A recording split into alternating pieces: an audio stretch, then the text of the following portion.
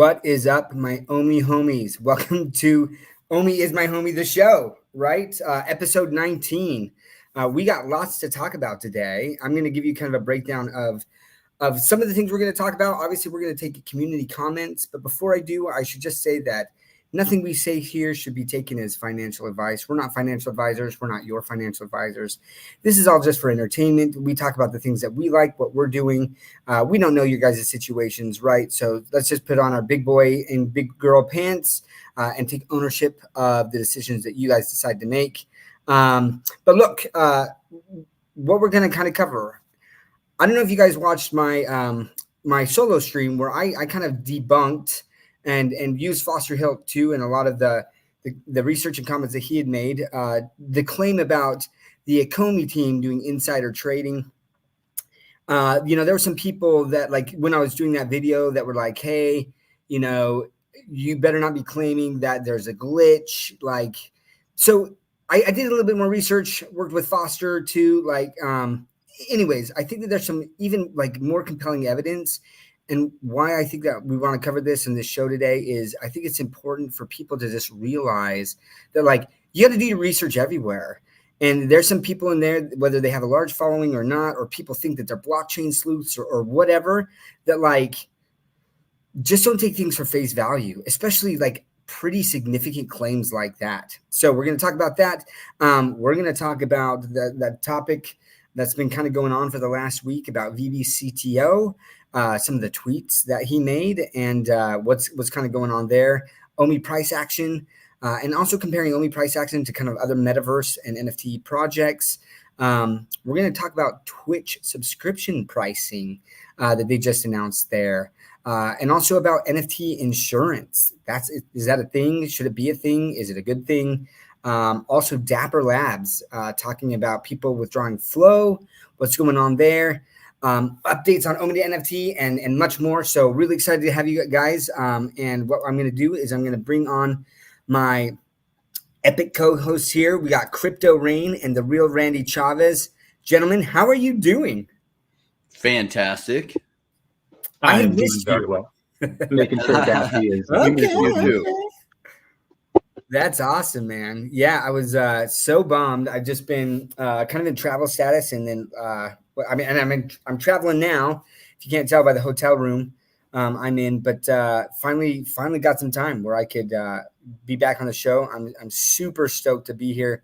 And look, I want to. Well, first of all, let's say what up to some of the people in the comments there. What up, Bill? I have to. This was funny. There's this competition, right, between people just always being like the first one to comment with the when it comes out in the notification. And the only way you're going to be the first to comment, right, is if you get the all notifications bell, which is a great time to just say, hey, guys, smash, push, crush, gently caress that like, the subscribe, and the all notifications buttons. Help us grow this show and grow our channels. Much appreciated. It's something simple to do, guys, and it helps us out a ton. So if you like the content, if you don't like the content, still maybe do it. Yeah, let's see who else we got here. We got Wes. He'll buy some more OMI. Hey, it might hit it. We'll quad zeros. That would be a $30 million market cap, and if it does that, sure, right? Yeah, we'll go pretty hard. Amazing, some people are like, yeah, but my position would be so down. It's like, yes, it would, and it would be so cheap. I'd be able to buy more at a dream price. That would be incredible. Yeah. Do I think it'll happen? Probably not. Do I pray that it happens? I'm going to include that in my prayers tonight. So thank you for the idea, Wes. I like it. Yeah, and we'll talk more about OMI price action, right? And I mean, Wes has asked that about, do I think it can reach 1 cent? Once we get to that section, we'll talk about it. Shout out to Steve Smith. So tell me if I'm saying this right in the comments, but like, to me, I read this and it's like, da, da, da, da, da. I'm loving it. That's how I read that. Like, da, da, da, ta, da, da, da, da. I don't know. Probably not reading that right, but what's up, Energy? Chago Solis, what up, Abe? Abe, you were not the first one here. Sorry. Omar, G Money. Abe was out there putting out fires. Yeah. Appreciate Abe. Literally. Hey, I just got that. I love it. Mo Collections, Eddie Brown, Big A. What's up, Big A? Croner. There we go. See, SoCal's got it, right? Just Jimmy Chris. I like. Wes, look, with the OMI FUD. Keep it up. Another week, another OMI low. It's true. It's true, right? We can talk about that. And I think that we're going to talk just about the psychology of investing and how difficult that is. I want to dive into that and talk to Rain and get Randy's thoughts more on that.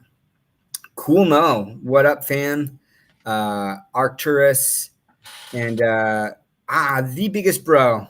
Hey, The Biggest Bro also has his channel that he does as well. So if you guys don't know, check him out. A lot of fun. So, okay, we're going to dive into it. So, gentlemen, I know that we've talked offline about this a little bit, just about some of the outlandish claims that the OMI Watcher account has made in the past. I mean, Patient Hodlers debunked one of them where they were talking about the misappropriation of funds and all these things. And a lot of people follow that account because they like it will post things on kind of like OMI transfers of wallets. So people keep tabs on this account, right? And it's supposedly managed by Crypto Bro through an intern. He won't come clean as to whether he's actually the one just tweeting it, whether or not he's actually paying an intern. And look, like I said, in the past, I had a great relationship with Crypto Bro overall. I didn't always agree with some of the things. And I was clear about that. But after my video where I kind of called it all out, he blocked me. So I can't see things anymore. And that to me speaks volumes about something, right? Instead of like coming out and showing how I'm wrong, because I'm open to that. I'm not perfect, and maybe I'm misunderstanding things. I felt like I called out that video and said, I feel like this is pretty substantial to show that these claims are unsupported, and it truly is libel, right? Like that he could be sued for, or the account, whoever's managing that, like whether or not he has an intern doing that, if he's paying that intern, like he's responsible for that account, and he would be the one monetarily liable for that, right? And like, I'm just saying this because like I think it's important for people to realize like the ramifications. Now, whether or not OMI or Ecomi does anything, I don't know, right? But that doesn't take away from the fact that what they're saying, number one, especially when like you just dig under the surface and you start to see how like it's not really supported, right? Like, so we're going to get into that a little bit more. So for people who weren't aware, the claim on that account, the OMI Watcher account, was that Ecomi had the day before the OMI the NFT announcement that Stacker made on the 23rd, the OMI Watcher account posted this activity on Gate.io. Okay, that was pretty substantial for OMI in that, like, I believe it was like 14.5 billion tokens were traded, but like I can't remember if it was like a 15 minute or like an hour time frame. Like you couldn't see it on the 24-hour volume. You could only see it in one of those volumes, right? And he was like, oh, like this is like Ecomi team is doing insider trading where they're purchasing the token right before and then they're selling it the day of the announcement, right? So insider trading is a claim. It's a really substantial claim, right? And look, that would be concerning. If the team is doing that, like that's not good.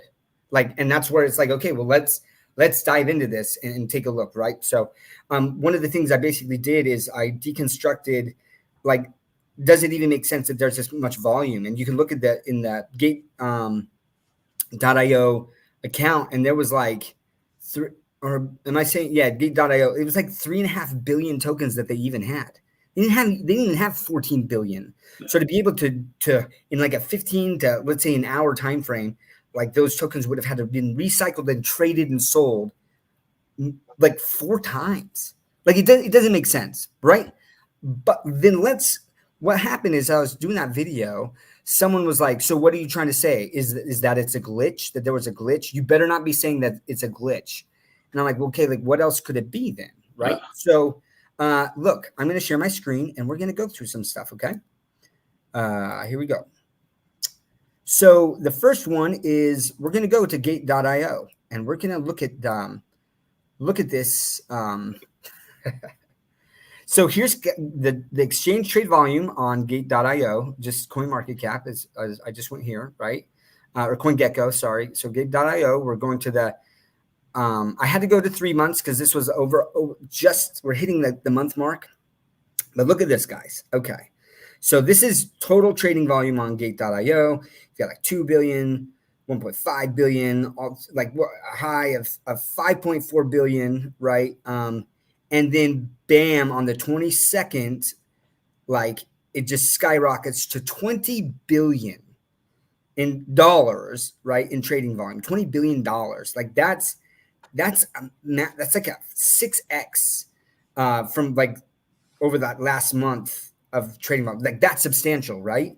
But then if we start looking at, and I'm going to just have to do this like little by little here.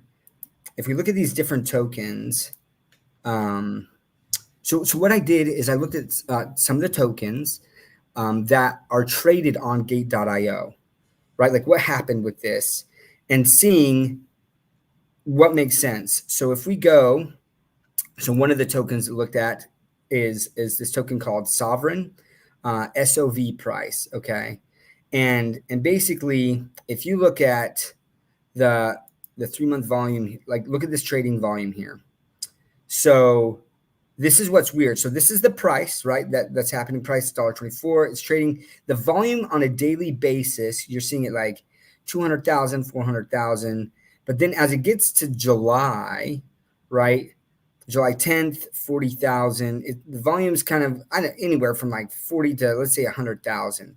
But check this out, guys. All of a sudden you get to July 21st. And you get into this area, and then all of a sudden it's do you guys catch that? It goes from 65,000 to 6 million in volume. Uh-oh, the Sovereign team is secretly selling. The Sovereign team, yep, something's happening. Those shady people. We have proof. Like, looks like the Sovereign team is also doing this, okay? Or not. And but wait, there's more, right? So let's go to the next token, guys, right? Because again, you got to start to look at a trend and be like, okay, is this happening, or like what's going on in this time frame? And so let's check the next one. There's a token called Nebulous, okay? And again, like you're look at this volume, guys. It's like $1,200 in a day, okay? $900, $96. Like not a lot of volume, okay? And then again, you get to July 21st and 22nd, like in this time frame, and then $6.8 million in volume, $8.9 million in volume. Again, from like hundreds like of dollars of volume in a 24-hour period. Like obviously, I could go on. Like there's more and more tokens, okay? But like at the end of the day, the point I'm trying to make is that there's some sort of weird API issue with some of these tokens, because it doesn't, like, there's no way that all of these tokens that are trading in the hundreds of dollars to thousands of dollars jump up like 100 to like 1500x in trading volume on that specific day for no other reason, right? And oh, by the way, the price didn't change with that volume. Like that's the other thing, right? So I want to make this point that there seems to be accounts out there with agendas, and the Only Watcher account absolutely is one of those accounts, in my opinion, now, because now there's been multiple posts that they've done where they have basically created libel against the team, saying that this is happening, and with no support behind this, right? Like these type of claims. So all I'm asking people is probably don't follow that account for that type of stuff, especially the VeVe fam who, like, they see this and then they get all worked up. Start looking at that and saying, does this account have an agenda? And like, to a certain extent, I'm like, man, I hope that this guy's getting paid for doing this, because like, what a life to sit there and just constantly post this stuff. like, and put themselves in that position is wild to me. To put themselves in that legal risk. I think people just don't know. I think they just don't have, like, it's never happened to them before. It's like, oh yeah, I hear people getting sued, but I don't know anyone. And things are rare until they happen to you. And then once that does happen, then that'll set the precedent. Guarantee you, if VeVe ever decides to sue somebody, which they could very, very easily, that'll just be it. It'll be a one and done thing. Everyone else will go back to their caves. Yeah. So like, look, I'm not saying that they will, but like, could they probably have a case? I think so. And especially when, it's one thing if you post something like that and then like someone disproves it and you're like, yo, my bad. Like it looked like that. It kind of seemed fishy. I could have done more research, and you just own up to it, right? But that's not what happens. Like they block me. Oh, by the way, the OMI watcher account, get this, like has blocked Ecomi. Mm-hmm. So I mean, that right there is telling you something about like what the intent of this account is, right? So basically, I'm just gonna like from now on, if someone is like, oh, the OMI watcher account or Crypto Bro has said this, I'm gonna say refer to these, to either this live stream, my previous solo one where I debunk it, or Patient Hodlers, and then say, watch those videos, and then you decide whether or not you can trust this account for any of the information coming out of that going forward. You know what I mean? And that's sad because like I said, like I'd reached out to Crypto Bro. Like I do think that he knows blockchain stuff, like to a certain extent. I've asked him some stuff and he's verified some stuff and it's been helpful. So I don't know. I don't get it, man. I don't get this thing. Like I feel like there's already enough that people could legitimately say like, this is a complaint of mine from VeVe or Ecomi without having to like manufacture stuff and such crazy claims. So anyways, I feel like I've talked about this ad nauseum. I'm not going to bring this whole thing up again, but hopefully you guys have felt that I have very substantially debunked that claim multiple times. And shout out to Foster Hill with a lot of the help that he did as dug through all that stuff. So. Well, I just want to point out some general trends that happen. And people come into this with amazing hopes and dreams, right? Oh my gosh, I'm going to invest in crypto and I'm going to make billions of dollars with like $100 invested. And they just get very emotional. And you see like that's emotional behavior. When things aren't going our way as human beings, we don't want to take responsibility for it. We want to find somebody to blame.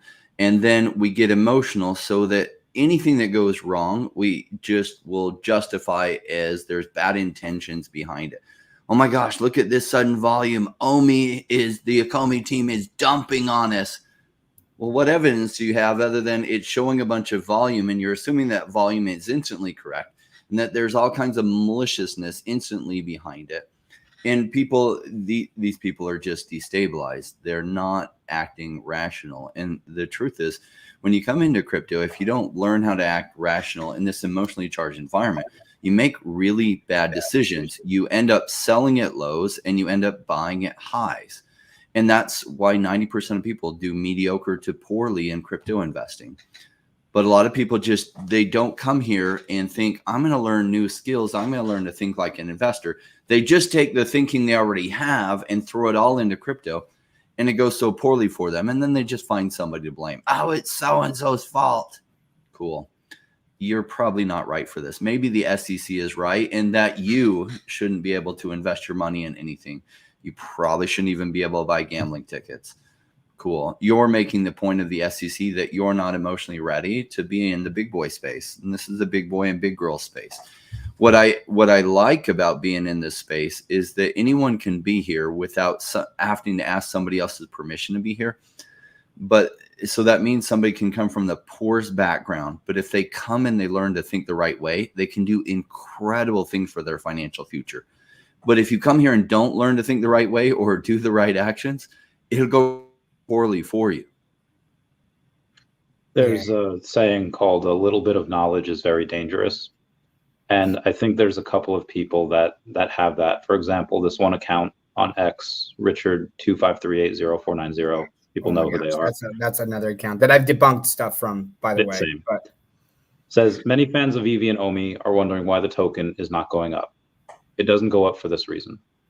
He says, quote, David Yu is full-time with a complete token printing machine.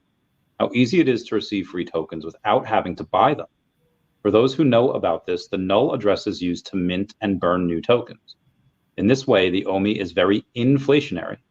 If it were a country's currency, it would be the worst in the world. It would beat Venezuela. $ OMI, $ VeVe, $ VeVe, 2 capital V's. While you buy, others receive free tokens and sell.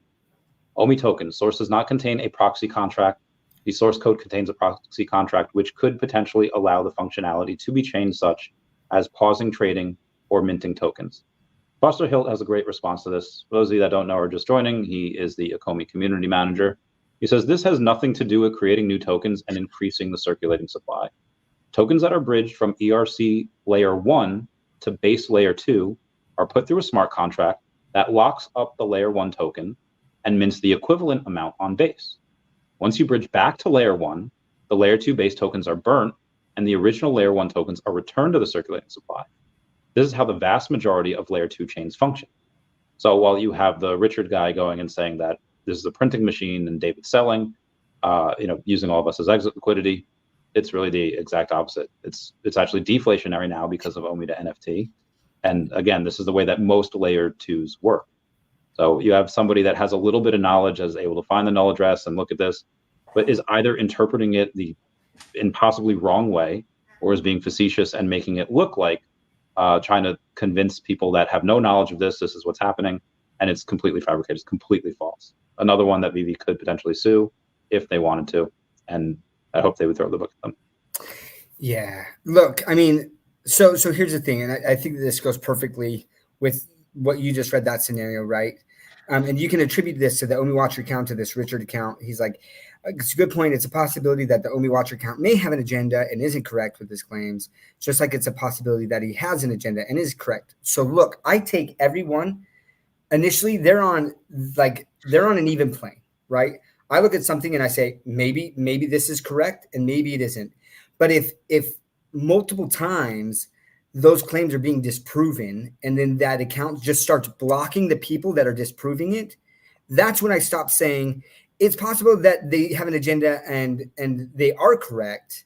And I start leaning to, like, basically they just lose credibility. And the sad thing is now it's like maybe the OMI Watcher account will post something. Well, I'm blocked, so I can't. But like, if someone brought it to my attention, maybe they would bring something to my attention that like would be a big deal. But like, I'm like, I don't trust that account anymore. I've already spent so much time debunking stuff that I'm not going to continue to do that. It's the same thing with the Richard account. So look, everyone can make their own decision, right? Whether or not they want to do that. But like for me, I'm starting to look and say, like, I feel like we're starting to see a trend to say, I can't trust this account anymore. And it appears to me to have a very malicious agenda tied to what they're tweeting out now. And so you guys do what you want, but for me, like, I guess I was force blocked, but like, I like haven't really followed that account until people bring it to my attention anyways. And that's the funny thing is if someone tags me, like they'll screenshot it and show me anyways, like if they have to. But anyways, so Jack, I hope that kind of covers that question. And then Justin, the people who run the Ecomi team and the VeVe socials, like two different people, right? And no, Ecomi did, like, the Ecomi account was blocked by the OMI Watcher account. And it's been blocked by me, as Crypto Bro also blocked me, which again, like that's their own prerogative, right? But to me, that's a red flag if you're not willing to have an open conversation and saying, because there's been times where people said like, hey, Doc, you're wrong on this. I was like, yo, actually, that's a great point. I hadn't considered that, or right. Because at the end of the day, for me personally, like I'm looking for the truth. I've got a lot of money in OMI and VeVe. I make that very clear. And so like, I'm not gonna like, and look, there's people who listen to me, like, and I feel like there's a responsibility for me to like share with them like my thoughts on things. And so I appreciate when people bring up stuff that are like legitimate concerns that I can dig into, because I will be the first one to say, look, I had a knee-jerk reaction when the Matt Groening signature off the Bart and Homer statue went away. I was on Randy's live stream and I went off. I'm like, I'm done. I was like, guys, I'm out. Like, you can't do this, right? Like, I hope that I've demonstrated multiple times that like there are lines that for me, if it gets crossed, like I will be the first to say, like, I'm extremely concerned here, right? And this is not part of it. So hopefully what I hope is communicated here is just be very careful with when you read a tweet to not have a knee-jerk reaction. And then especially if like over time, those accounts are continuously debunked, like their statements, like why continue to give those tweets any credence, to give them any platform to be followed? So that Richard guy, yeah. I mean, anyways, those are my thoughts there. Hopefully that answers that. Shout out to you, OBL. OBL, my day. What's up, OBL? What's the crack, OBL? I hope you're doing well. I feel like you need to do a chat and Tuesday at some point in time. I miss those. I'd love to jump on. Right, we're gonna get to some of these questions here. Look, well, okay. Let's see what some of the topics are. We'll jump to this in a second. There's a lot of great questions here. I want to jump to, because I haven't got to talk about this. I know that Randy, you've done a stream on this. Rain, I don't know if you guys talked about this on Monday. I wasn't able to listen to a ton of it, but the whole CTO thing. So for those who don't know, VeVe CTO, Nestor Sanchez, right? He basically tweeted that he's stepped away from VeVe.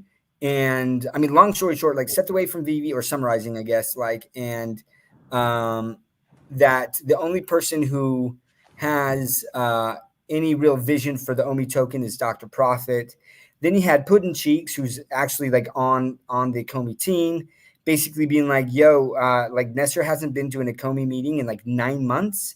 So I don't feel like he has like a standing to make a comment like that. Like he has no idea what's been happening the last 9 months. And by the way, like the last 9 months is when we've started to see like the bronze tickets, right? Like this OMI to NFT stuff, like quite a bit of things, like the soft staking, like some of those things.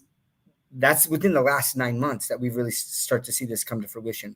So I'd love to get your guys' takes, Rain, and then Randy, on the pros and cons of this, right? Because like there will always be, there can be cons, and I think that we need to be honest with people and saying like, could there be concerns with this and what they could be, or both sides of the argument. I'd love to kind of hear this. Well, first, it's never good news when your CTO is, or former CTO is, saying things like that. And then it's not good news when you defend yourself by saying they haven't been to a meeting in 9 months. Why was the CTO not at a meeting for 9 months? Why wasn't he fired before? Okay. So, well, so to be clear, he's the VeVe CTO, not the Ecomi CTO. Okay. Right. And he's saying that Dr. Profit's the only one with the vision for the OMI token. And they have split it up. Been to an Ecomi meeting in 9 months. So yeah, sorry. Okay, then that makes more sense, right? So yeah, he hasn't been to an update on that stuff. But it's never bad when somebody leaves or it's never a good thing when somebody leaves the company, and they always like are frustrated at the company and lack of this, lack of that. And of course, their performance might have been bad. They might have been let go because their performance was bad. But if that is the case, that they were let go because their performance is bad, they almost always flip around and be like, it's everyone else's fault.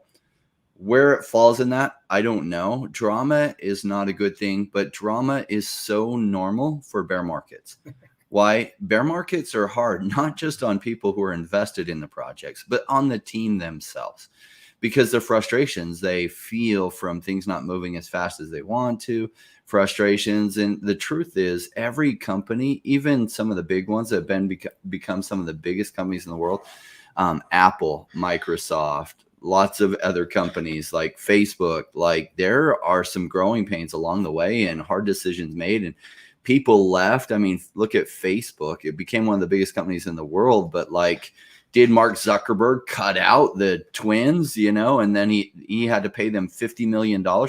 Yeah, that's all drama. Did it stop Facebook from becoming one of the biggest companies in the world? No, it didn't.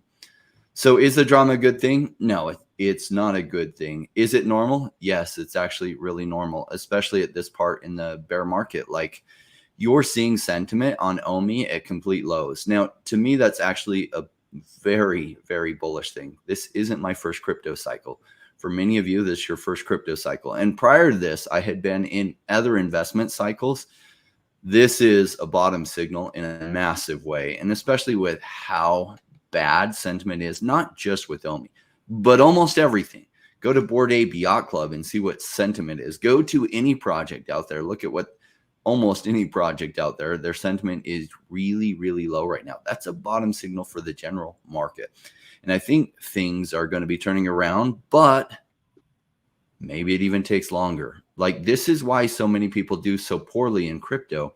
They don't weather through these storms, right?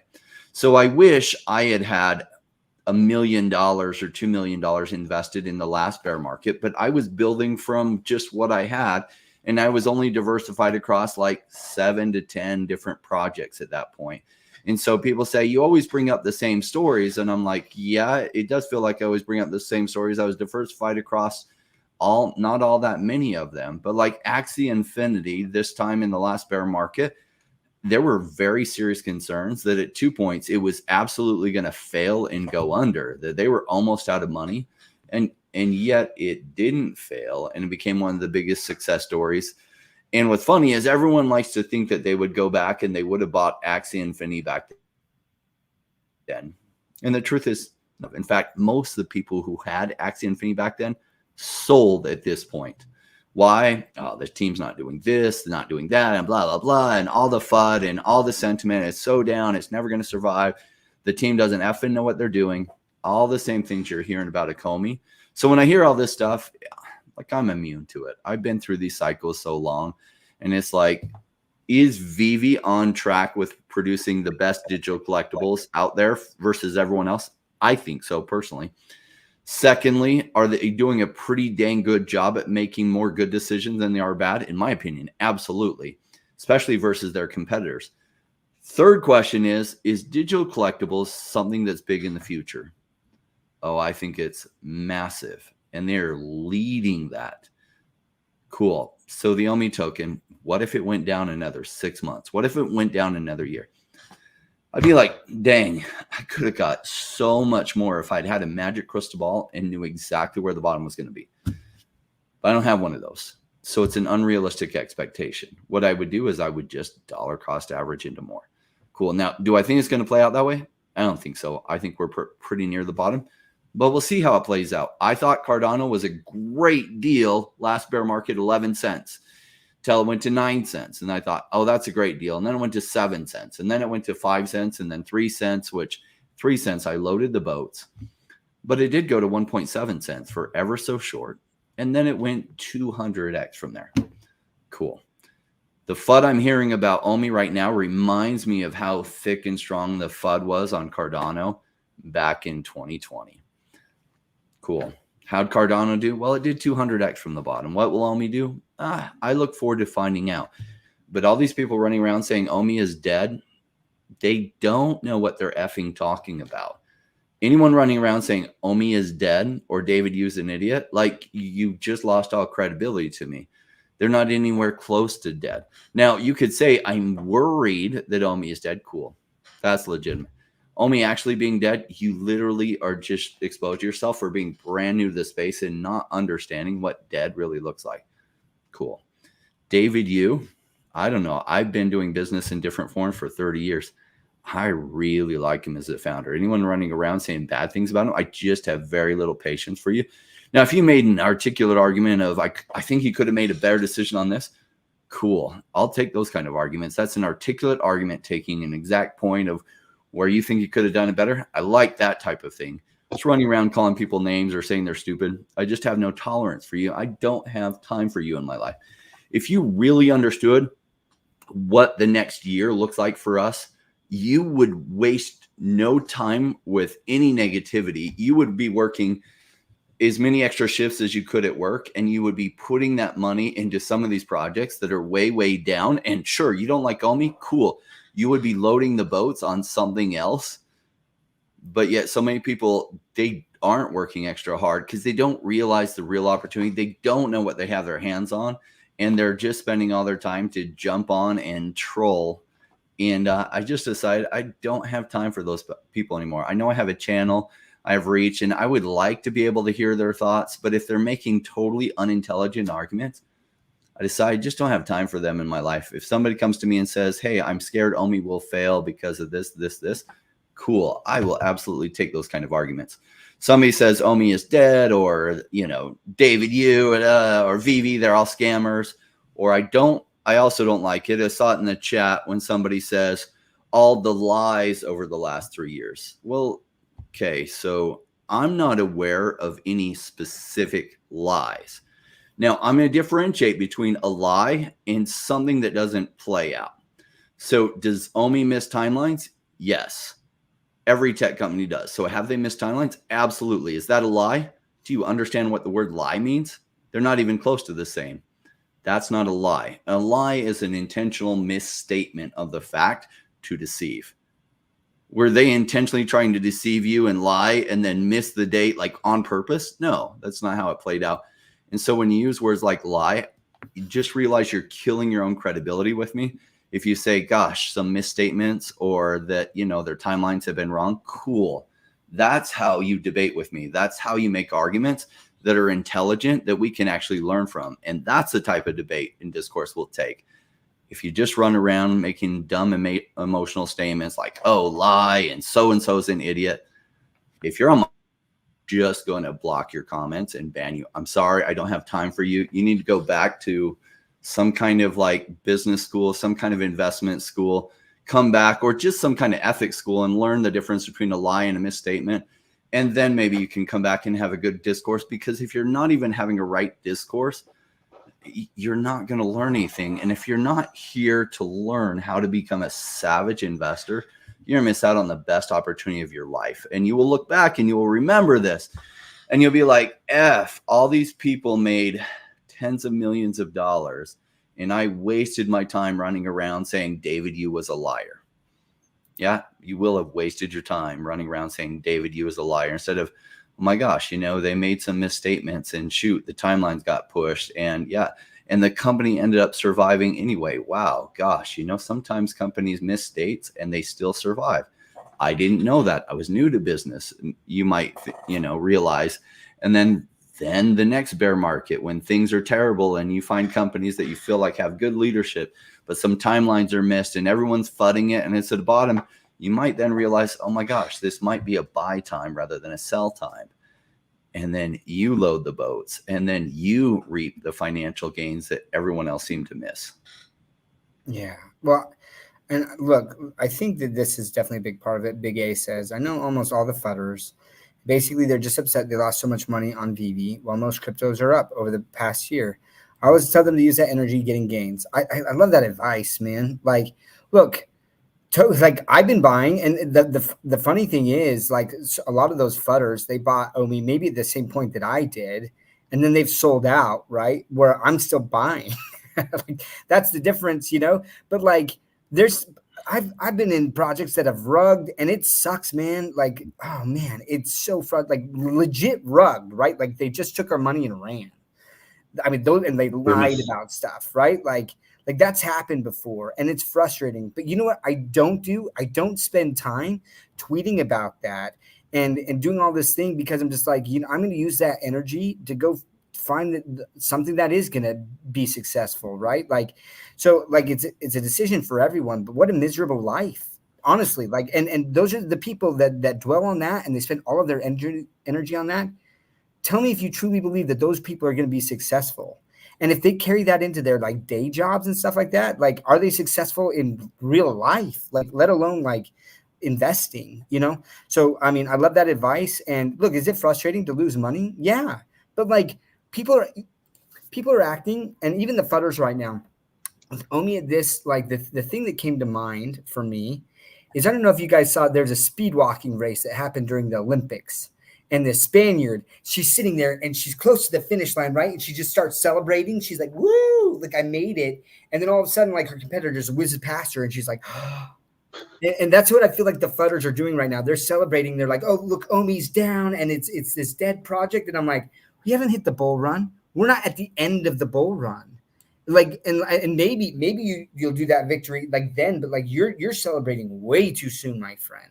And so to kind of answer this question, like Ryan says, and sorry guys, Ryan, I just want to go over something that Big A said there, where he just said most cryptos are up big over the past year. Yeah. I think if you take a look at the top 100 or even 200 or 300, yeah, you might be right.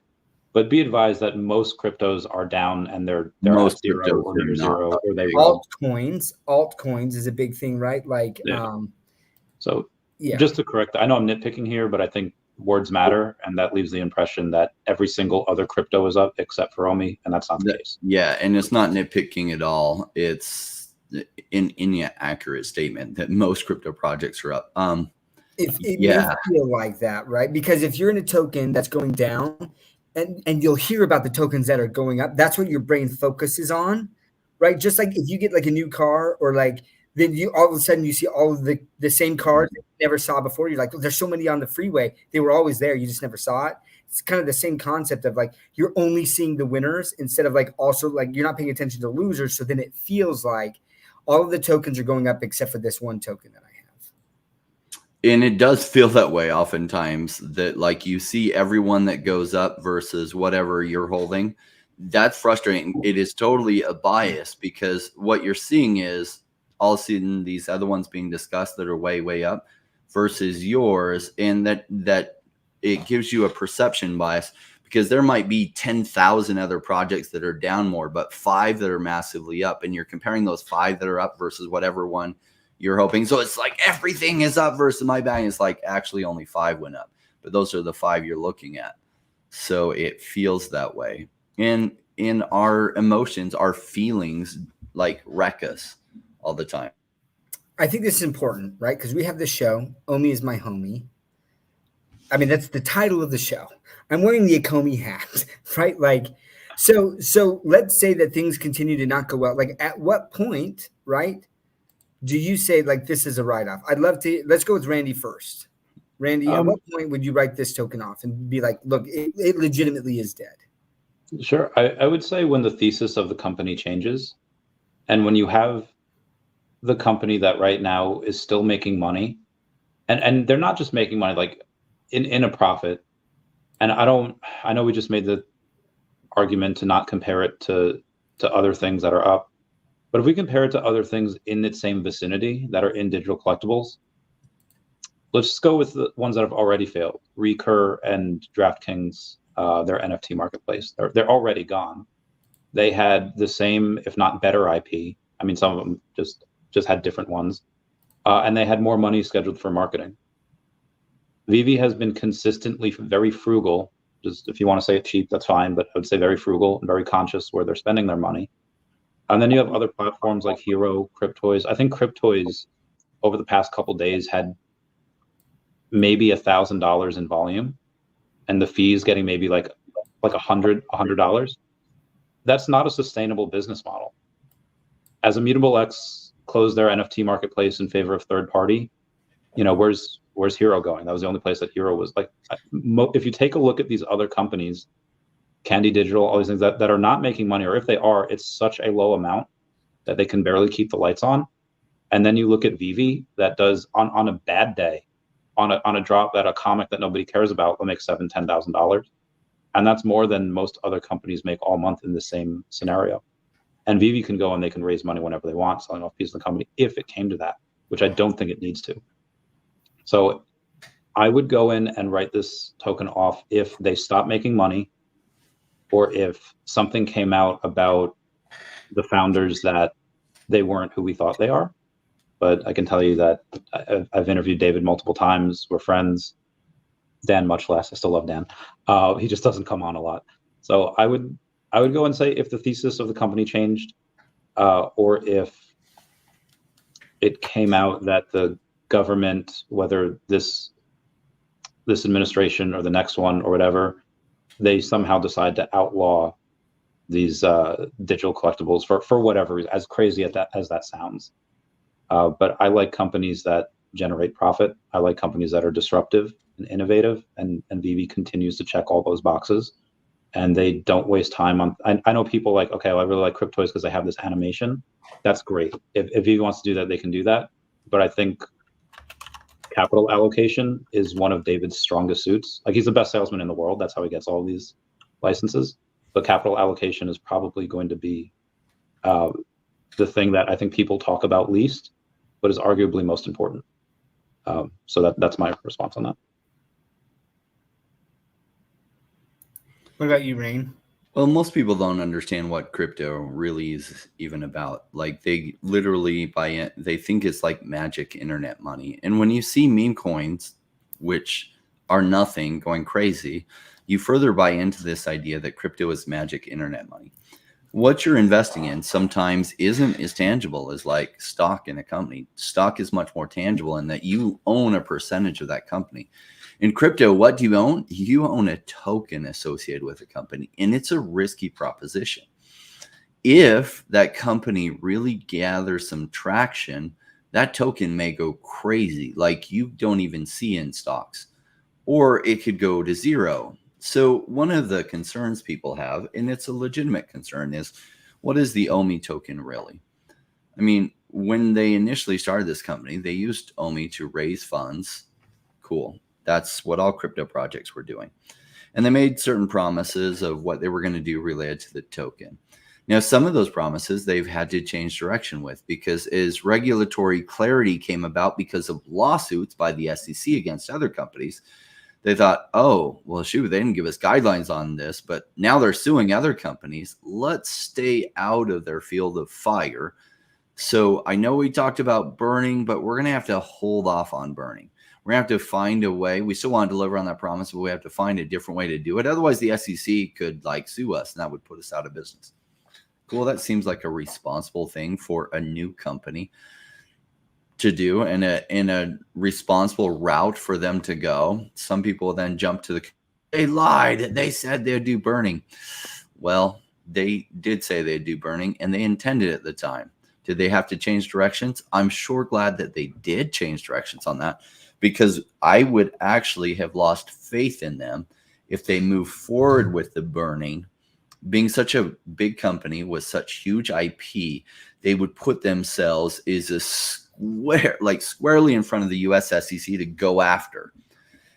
And the SEC would have loved that, because it would be such a juicy target for them to go after, to make an example of. And some people say, oh yeah, XYZ company with $1,000 market cap or $1 million market cap, they're doing burning, and the SEC hasn't gone after them.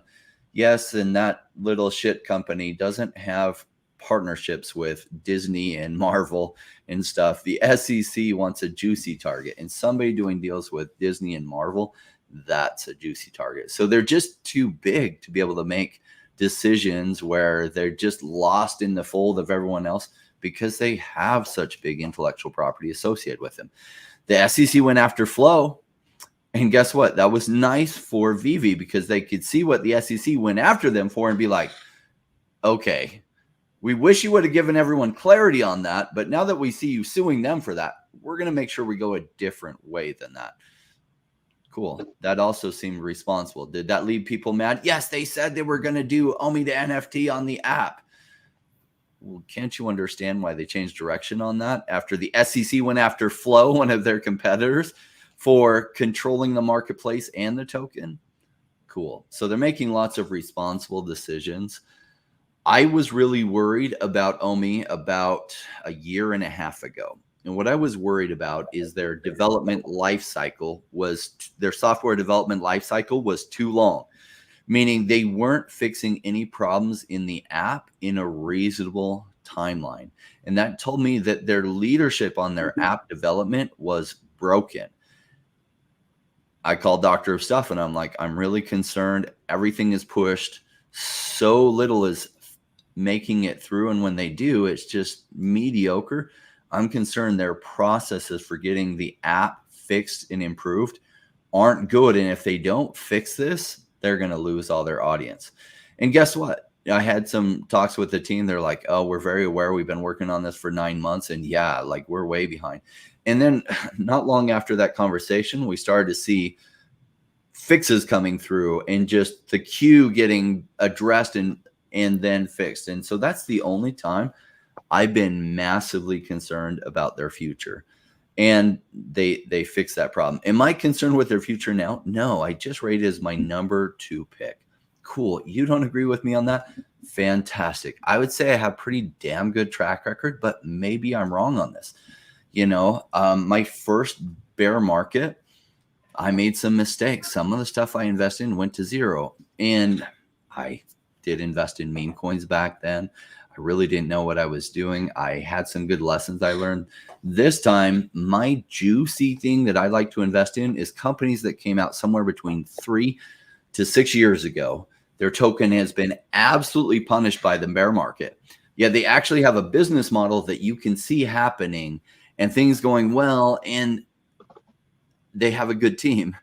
And Ecomi falls so squarely in there. It's the one I'm the least worried about failing from now into the bull market that still has potential for massive gains. And that's why I rate it my number 2, but also the only one that if I were to go all in on one project, it would be Ecomi. Cool. Some people are going to have a difference of opinion on this. Last cycle, the one that I rated that way was Cardano. Cool. Cardano from the bottom went up 200x. Now, there are other ones that I picked, like Axie Infinity. It went up 3000x. Cool. Axie Infinity was too risky for me to go all in on. I never would have gone all in on Axie Infinity. Too risky. Did it have higher multiples? Oh, yeah, it did. But it was also much higher risk of failing than Cardano was. Now, there were lots of people that disagreed with me. There were lots of people running around at the bottom saying Cardano was 90% chance of failure, or most were actually saying Cardano's already dead.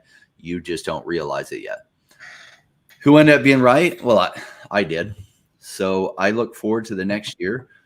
We're going to see like how things play out. But I feel like OMI right now is like me having 4 aces in my hand. Like, could you lose? Yes. The chances are just slim. I like these kind of odds. I like the team. I like the quality of the digital collectibles that they have. As bad as the bear market is, and most companies are absolutely getting crushed, they actually still are selling their collectibles and have revenue coming in. So their chance of actually failing as a company that actually has revenues coming in, like they are standing way out above the crowd. Now, I get it. There's a lot of people that are new to this. They don't have the 25 years background that I do in investing, and this is scary as hell. Cool. Make whatever decisions you feel comfortable with. What I then ask you to do is just watch and see how things do play out versus what your emotions were telling you versus what the different logical arguments that you were making were, because this won't be our only cycle. This isn't your only chance to make your future. Look, we're way down right now. The pendulum swings too far each way. High in 2021. It swung way the hell back.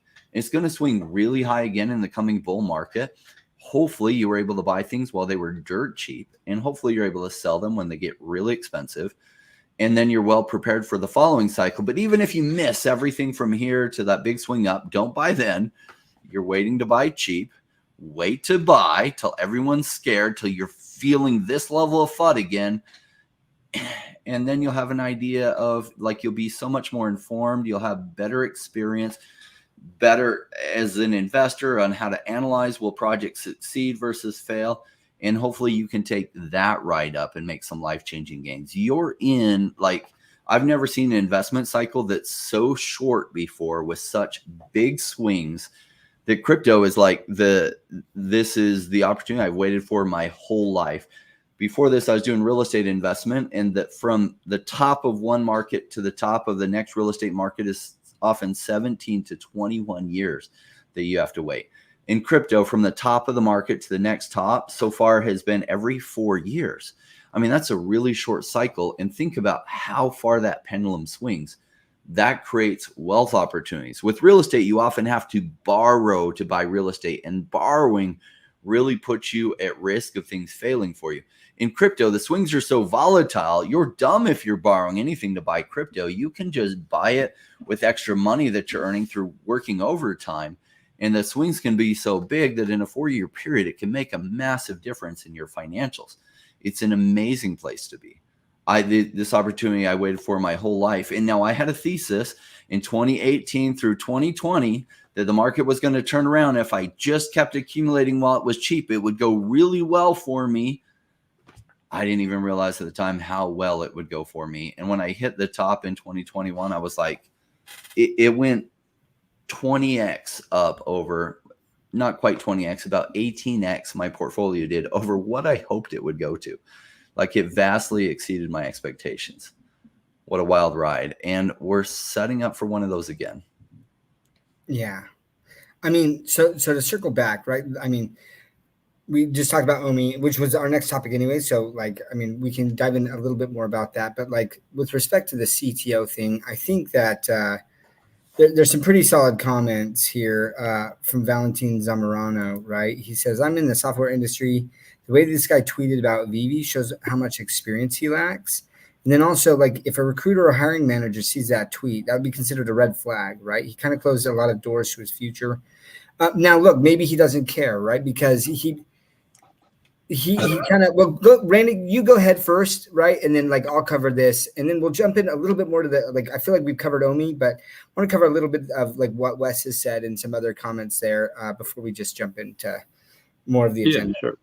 So he's got, I don't know Nestor. I think I maybe had one quick conversation with him over DM. And I really love Puddin, so I'm a little biased here. I'm going to side with Puddin on that, on what he said. But I think one of the reasons that a lot of people don't work out, and I don't want to say this just about like Gen Z, because I think he's around my age, Nestor. But I have noticed that from older millennials to, you know, down below, it seems that there's been a generational, not gap, parting, where the younger generations are really more about lifestyle and balance, and they think that they can accomplish things by working 30 to 40 hours a week, and sometimes you can if they're little. So I don't know where Nestor was coming from, but he did say he had another company that he's working on, and that other company, I think, has had to do with AI. There's like 500 followers on X, and maybe he thinks he could do that. But as far as that goes, yeah, that doesn't show good foresight. He's not thinking about his future. So it was an emotional tweet. If I could speculate, which I don't really know if I should, but I'll just say it here, it doesn't sound like he left willingly and that parted good ways. It sounded like he was probably asked to leave. But again, that's just the way I'm interpreting it, and that is speculation. So, you know, chalk that up to what it is. But at the end of the day, people are kind of using that, and they're saying like, oh, this isn't a good look for VeVe. If anyone's ran a company with more than like 12 employees, you'll know that you'll have different personalities there, and people butt heads.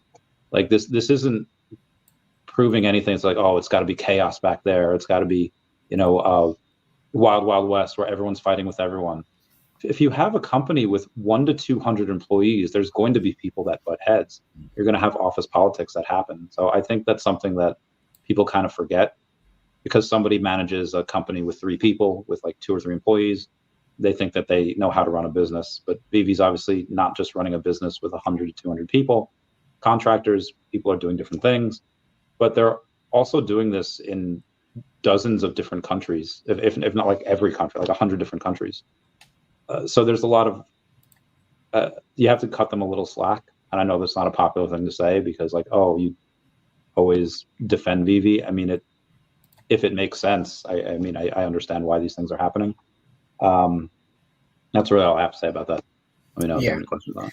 Well, I'll say this. It's never good when your CTO leaves, regardless. Like, unless you already have like a replacement, which we don't know. I don't see a posting for CTO. I haven't seen a posting. For this position, you don't do that though. Like, you don't just like post. Yeah, you get headhunters. You typically get a headhunter, right? Yeah, typically that is the case. So yeah, we aren't. I don't know, but let's just say that if VeVe is without a CTO, like that's not a good thing, right? Like, unless the CTO was not doing their job anyways, then maybe like you can cover it, but long term, like if they're without a CTO, like that's something that needs to be backfilled. Now it can be covered, you know, but so I would say that would not be good, right? As I'm trying to look at it just realistically, the tweets were immature regardless, you know, like even if you leave on good, especially if you leave on good terms, like what are you doing? Right. Saying some of that stuff, but like, it sounded like he'd been working on this project. Like, it didn't sound like he just started. He's like, oh, I'm going to start this new project. It sounded like he was like working on another project, which to me, that's not a good sign. So what are you doing as the CTO of a company, and you're working at this other startup or doing something there? So maybe there were some issues there where he'd started working on some other things, and they're like, yo, what are you doing? This is all speculation, right? Like, so like, I don't know, but I would just say, I hope that we get, if VeVe is currently without a CTO, That's something that needs to be remedied. As they are trying to build like a larger brand, they've got a bigger company that just helps organizationally and operationally to have those figureheads, right, to make those decisions and help things run more smoothly. So is it long term? Is that a big deal for me? No, because is VeVe going to get a new one? Sure, and hopefully they get one that's probably a little bit more mature in that aspect. So you need one with experience. I mean, well, hold on. If you're going to say that, are you saying that he didn't have experience? Because that's not good either, right? Like, what do you mean? I mean, when back in the day, 3 years ago, when they would go in, part of the reason why they got kind of in trouble a little bit is because they would hire one team to do one specific task, and then they would hire another team to do another one. But if you're the CTO of a company, that you're like the architecture, and if you're building a company or a building, and you have one team of architects build like the basement plan with the plumbing, and then you have another team trying to do something else, suddenly the plumbing's in the way and you have to rework it. But they were only hired to do one task. So I think that's why he was hired along with Mitch in the first place. But to get to this size, it's slim pickings for people with experience for companies this size that are looking to grow exponentially, and you have those growing pains.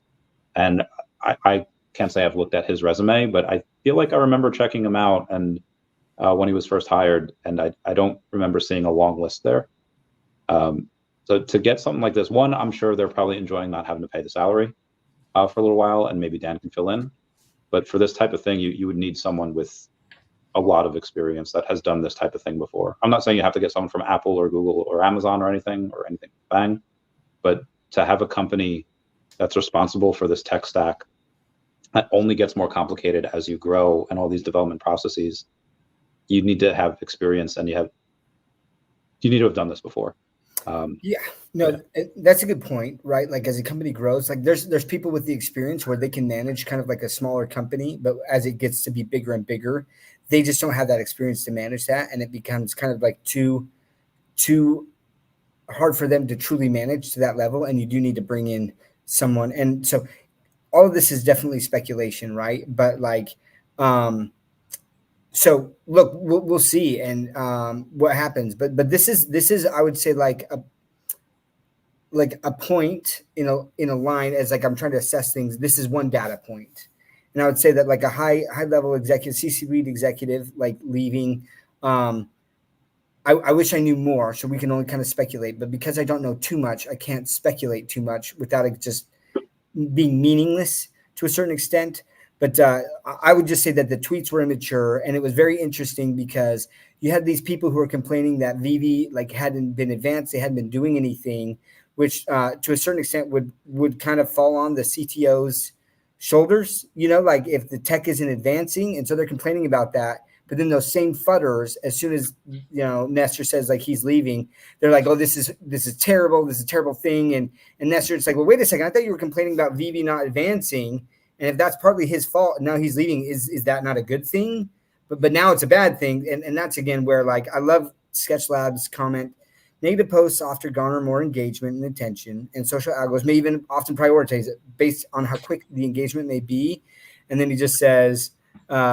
So I take what anyone says on social with a grain of salt, And again, it's the agenda. What's the agenda? Look, you guys can sit there and say, like, do I have a certain amount of bias in how I assess things? I think I do. And I think that's because I've met the team and I feel like I know their characters more. And so like be aware of that too, right? Like, but I do try to be more like realistic in these assessments because I got real money on the line here with this, right? And honestly, like if I think this ship is sinking, I'm going to sell, and I'm going to tell you guys I'm selling, but right now, like I don't feel that way. And I'm continuing to put money in there. So, and then just real quick, SoCal OMI homie, no point in suing. I think he's referencing the whole OMI watcher account. There's no damages. I don't think you can prove that there's no damages. No. I think that there's a lot that they could actually demonstrate if they lost any followers, during that time period. And like, as long as that post is up, if they lose any followers, they could say, this could be somewhat attributed to this, right? And this account keeps publishing these things, and look at the engagement on that. And like, so I don't know, like, but to say there aren't any damages, I disagree there. And look, like Big A, Bored Ape is up 35% in the past week. There are some projects, NFT projects, that are up, right? And yeah, like, but the thing. But in the last week, if we went back a week ago, it was way down. So it's like, cool, they're up 35% this week, and maybe they'll go up more. I do think they're a good project. They'll survive. Yeah, sentiment is way low. Like, go into the Bored Ape.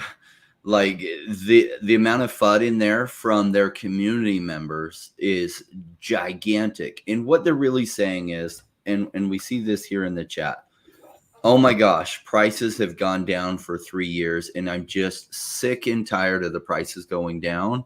So therefore, every mistake the company makes, I'm going to jump all over on them. Now, what's funny is if the bear market comes, or the bull market, like the blow off top of the bull market comes 2 weeks from now, and really the company just continues on its same trajectory, but the bull market comes in, all this new money comes in from new people throwing in there, and prices go up 500x. Nobody will be complaining about, oh my gosh, they're taking so long. Oh, we just lost the CTO. What they're really saying is like, I'm frustrated the price hasn't turned around yet. 3 years feels like forever. And I feel like if they made all these better decisions, that its price would have turned around sooner than this. And the chances are that that's not even correct. They've managed to survive to this point, and VeVe specifically has done quite well in surviving this bear market.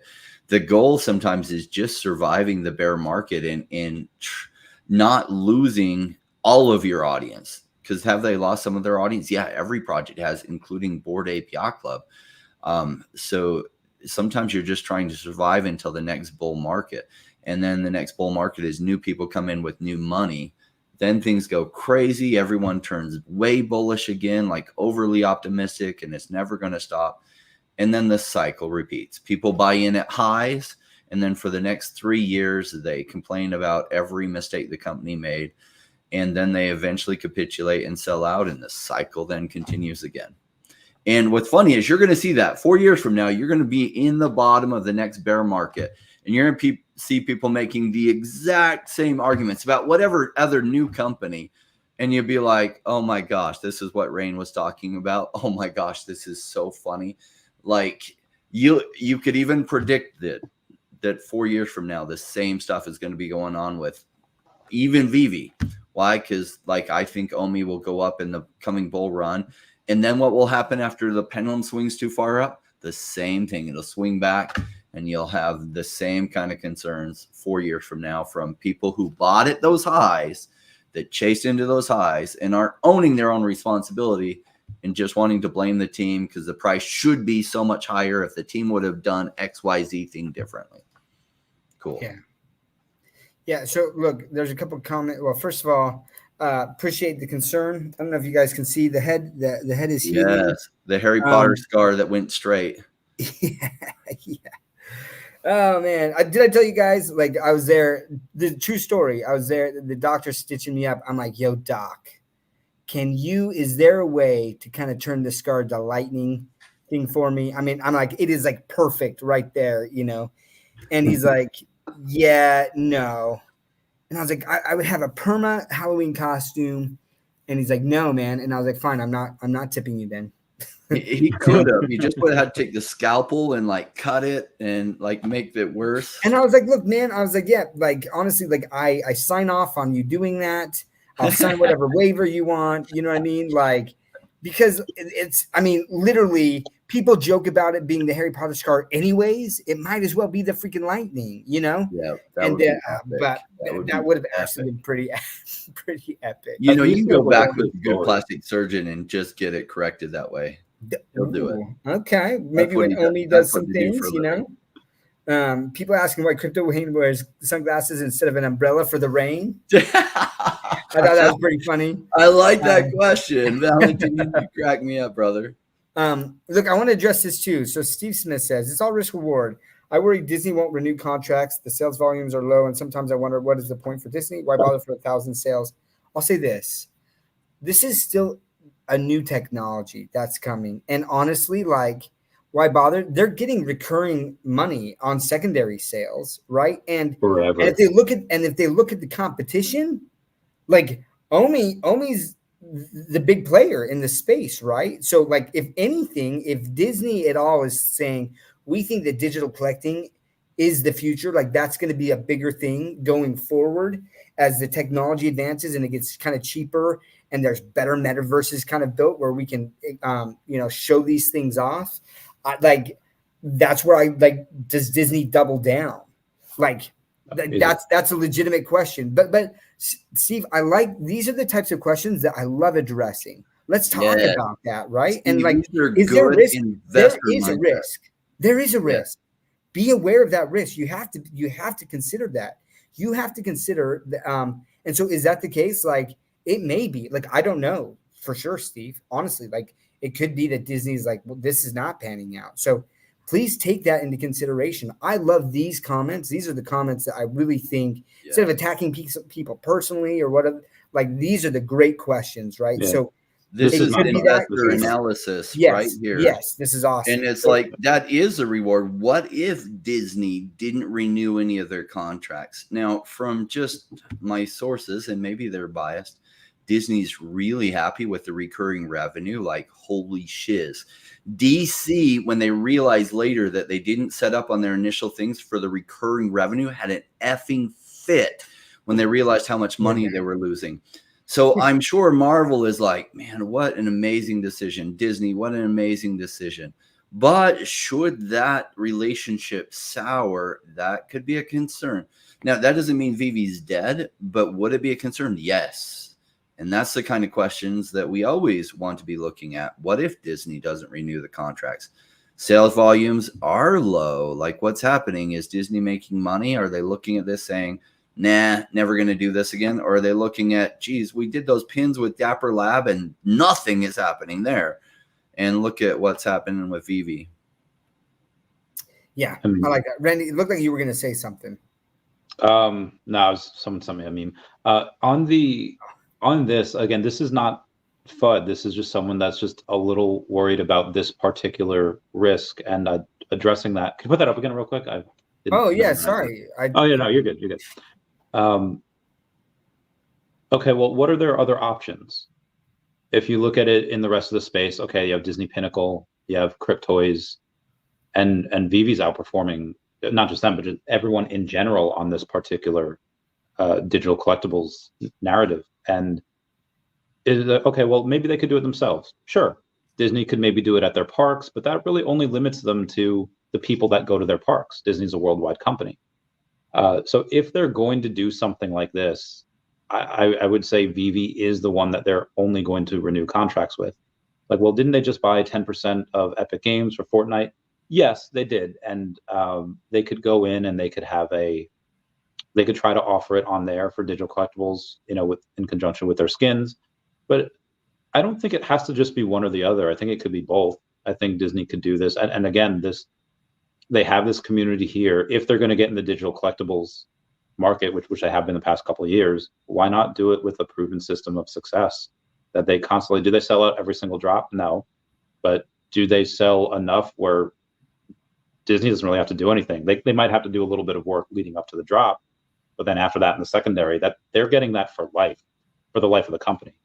And also, it would look really weird if Marvel said, hey, here's the keys to our whole freaking comic book store, and Disney not renew anything with them. That I just don't believe that would happen. And I get it. There are two different executives. It's like 70 different executives at Disney. But, and one does not speak for the other. They have separate contracts. They have separate employees, they have separate things. But again, it would look really off-brand if one kind of went one way and one went the other. That's just kind of what I would have to say for that for right now.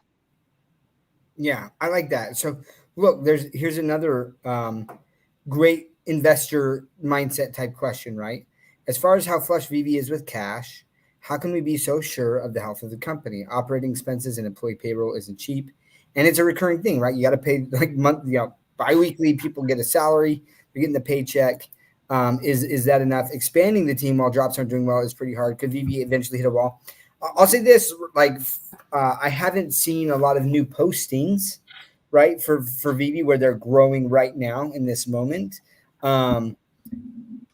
So maybe they're just kind of hanging tight now, where they're like, okay, we've got this and we've got a system in place and we're building some things out, and then as new things roll out or the market shifts, then we can continue to grow. Like, I don't know, but like, here's the bottom line. Like, my answer is, like, I don't know all of their expenses, but I do know that, like, earlier this year they were growing quite a bit, even with the drops the way they were.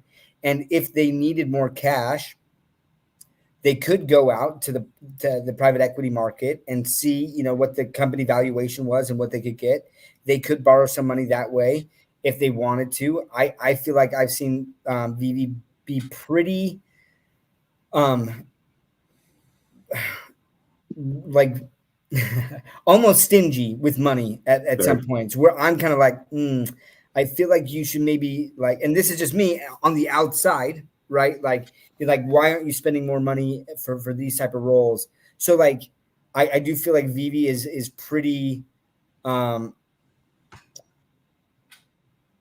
careful with their expenditures. And I haven't seen any real signs to where, like, I'm like, ooh, this is weird. This is going down. Like, every drop this month didn't sell out, and every single drop was less and less volume. And now I'm starting to see that more employees who used to work there aren't working there anymore. Are they downsizing? Those are things to be concerned about. Again, it's not like, is VeVe dead? But sometimes you got to cut weight, like to survive. I'm still not seeing that from VeVe. But those are great questions. And I think that people should be asking that, not just about VeVe, about Cryptoys too. Like, because people are buying Cryptoys. It's like, I'm sure they're well capitalized, but, like, what's their cash burn like? And how much runway do they have as I continue to buy these things? I actually like Cryptoys' idea. I'm excited to kind of see, like, the gaming, little metaverse, or, to be able to play with my toys and to be able to swap lightsabers and stuff like that we were promised. I'd love to see that, but that's a question that we got to be asking too, right? Like, so great questions here, guys. I think that's important to cover that. And I just want to say it like that. I love that name. So yeah, look, third CTO in 4 years. They hired Michael first from Asia, who's the third CTO. That's good track there. Look, I like Sandbox's idea. If they get something like a Fang, like, would I like that? I would love that. And at some point, I feel like on their growth, at some point, like, that is like, that's the next step. I don't know if they're there yet, but would I leave to see that? Yeah. Let's see. People, Steve talking about transfers. Look, I don't know the answer to. I would say this. People are like, the SEC and transfers. I don't think that. I bring up the SEC a lot for some of the things, especially with the token and exchanges and some of these other things. I don't think that the transfers thing is an SEC thing. I think the transfers thing is like a Bank Secrecy Act, anti-money laundering type thing. But that being said, what I really believe it is the fear from the licensors that they're not going to get their cut, and that people start transferring high value things and sending money on the side to bypass that. I do think that that's a big thing that they're trying to address there. I don't know what the answer is there, but I like transfers back 100%, guys. Like, when I used to go on to Rain's channel before I had my own channel, Rain would bring me on and we'd talk about VeVe, and he'd ask me questions and things, right? We'd have this discussion, and I would snipe the market the day before, and we'd ask a question, and then whoever answered the question, I'd send them that NFT. I loved doing that. It got a lot of engagement. Like us as YouTubers love that, right? To be able to give that out and things. And so we all want transfers back, So I hope that they can find out the answer for that. But in my opinion, I do not believe it's tied to the SEC. Anything like that. I would love to see transfers come back. I don't know that they will. The argument that they make for why they went away makes sense. I hate it. I feel like KYC and anti-money laundering has gone like so overboard since 20 years ago. Like, everything has to be KYC, AML, to where you can't transfer a collectible to someone else because maybe money is getting laundered. Oh my hell. But like, Companies have to comply with what the interpretation of the laws are or be held responsible. So do I like that? Not at all. I think we should be able to send our things to who we want. Do I think they'll bring it back? Probably not. I think that they will, Rain. I think that they will, but it might be that like there is a small fee tied to it somehow. So like because they still have to pay the licensor fees too, right? Or the there's got to be licensor. something along those lines, or it's like limited how many transfers that you can do, or maybe you pay a subscription fee, and so like you get this many. So there's I think that there's different ways that they can kind of cover that cost, or That would be come cool. to an agreement with the licensors to where that can make sense. And but like you got to realize they've got to come to that agreement with like every single licensor, right? And so that's one of the tough things that I think that people kind of forget about when they're talking about like, oh well, HRO did this, or look at what Pokemon is doing. It's like when you only have one IP that you have to deal with, things can move so much more quickly. When you've got 100 IP, it becomes a lot more difficult to be to move in the space. So that's something to be aware of with VeVe, right? And look, Crimson says something really, this is important too, right? Could Disney come out with their own platform altogether, or could they partner with McFarlane Toys? Todd's been in the game way longer, and VeVe has than VeVe. Plus, he has physicals and physicals. So that is potentially something, right? I think that we always have to be open to what ifs, and this is a strong what if. And I would say this with, like Randy said, with Marvel doubling down on their comics and Marvel being owned by Disney, I just don't see that right now. And the other thing is like, why cannibalize your own stuff? Like if this is overall working well for you, because so you see this in the financial industry a lot, where like companies they'll subcontract with another company because they're like, yes, we have the money and we could do this. We could offer this product ourselves. But honestly, it's way better to just like, these guys already have the infrastructure for it and everything. We can still make money. And then it's not the HR headache. It's not all of these other things, all of these other costs that add additional risks to it. So that's something that we have to consider too. Like, would Disney want to be like, are we going to expend all of this extra cash to do this?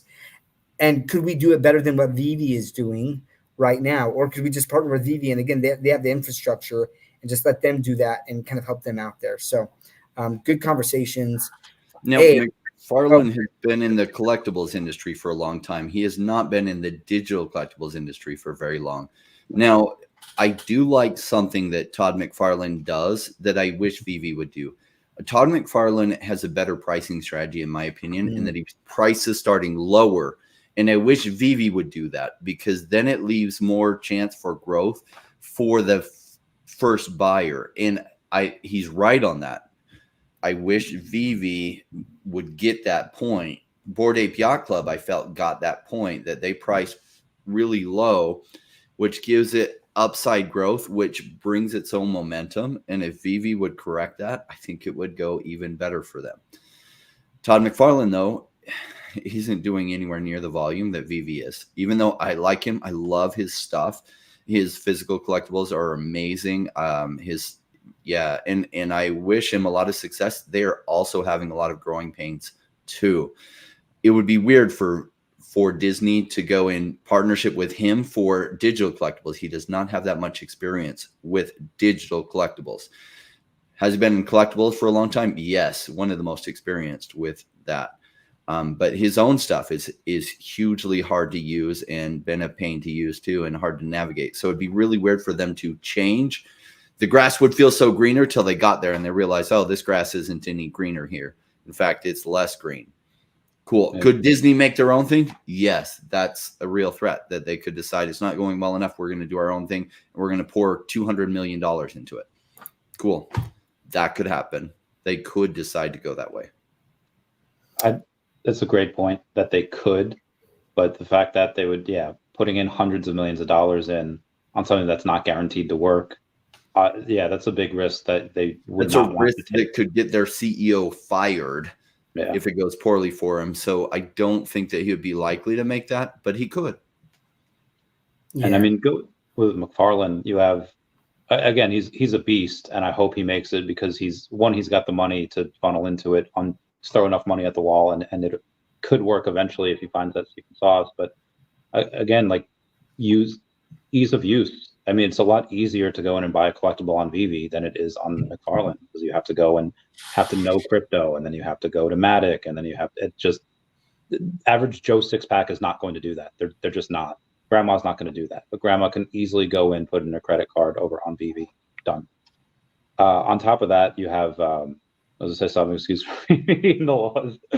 I'm gonna comment on this as soon as you're done. Okay. Yeah. I mean, sure, they could do it, but again, look at their revenues, and also you have a couple of people that kind of took the legs out from under them when they had that employee issue, when they had I don't know if I want to call it insider trading, but they had the employees were not doing the right thing. I don't fault McFarlane for that, but again, they kind of tainted their reputation a little bit, and I'm sure they've cleaned it up since then, but people still remember.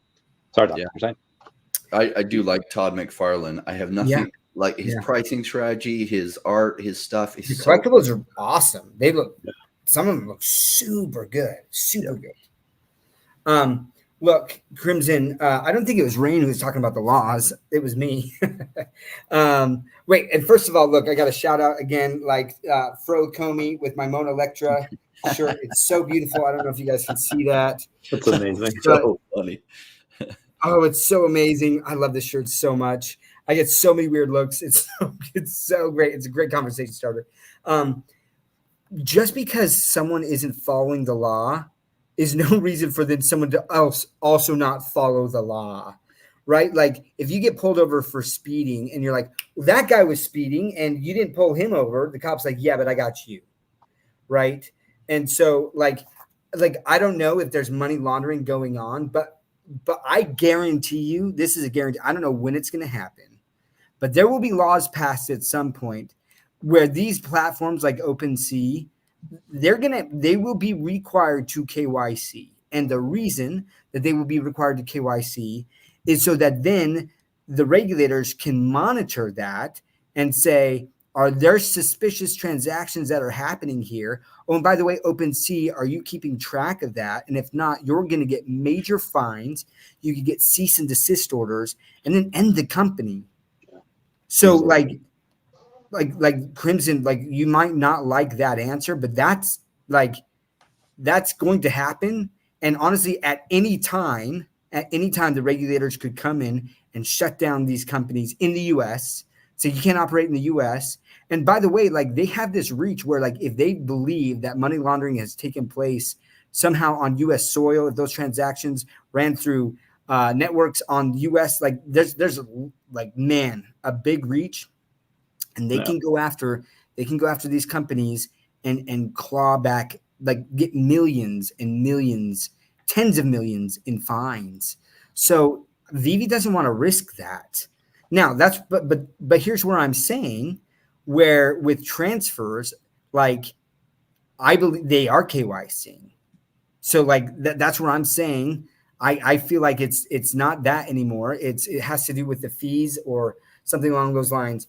I want to see it. We all want to see it happen, but I think that they have to make the IP happy as well and make them feel like they're not going to be missing out on a lot of those recurring sales fees if they open up transfers. Yeah. And what do you think will happen if Disney opens up their own thing? Of course, they're going to have people KYC, and it might be a closed ecosystem. I mean, it's not going to, like, people have enjoyed the Wild Wild West and Web3 for a while, and cool, but that time is coming to an end. I mean, I know people like to think like, oh, Disney, like, would never. They have Mickey Mouse and Winnie the Pooh. You know what Disney's trying to do right now to, like, this poor guy or this poor woman, where her husband happened to go in and have an allergic reaction, and she's trying to sue them because it happened at one of their restaurants. They're trying to say, oh, no, because he signed up for Disney Plus years ago, he can't sue us, and they're trying to get the case thrown out. If y'all think Disney are just like a bunch of pushovers, they are not. They are sharks. And if any other company like OpenSea or like anyone like Rarible is going to try to sell Disney NFTs without their knowledge, they will shut that down with their lawyers that get paid $1,200 an hour and just goodbye. Like, they don't need the SEC. They can do that by themselves. Sorry, just had to make that out there. So it's funny, Big A. We should have a Federer on the show. Come on as a guest. I would love if you could bring to my attention a futter who doesn't result to shouting and like even in the comments, like some of these people that we've just banned, We because have to ban a bunch of. they do personal attacks on people. They don't make sound logical arguments, right? They just attack people.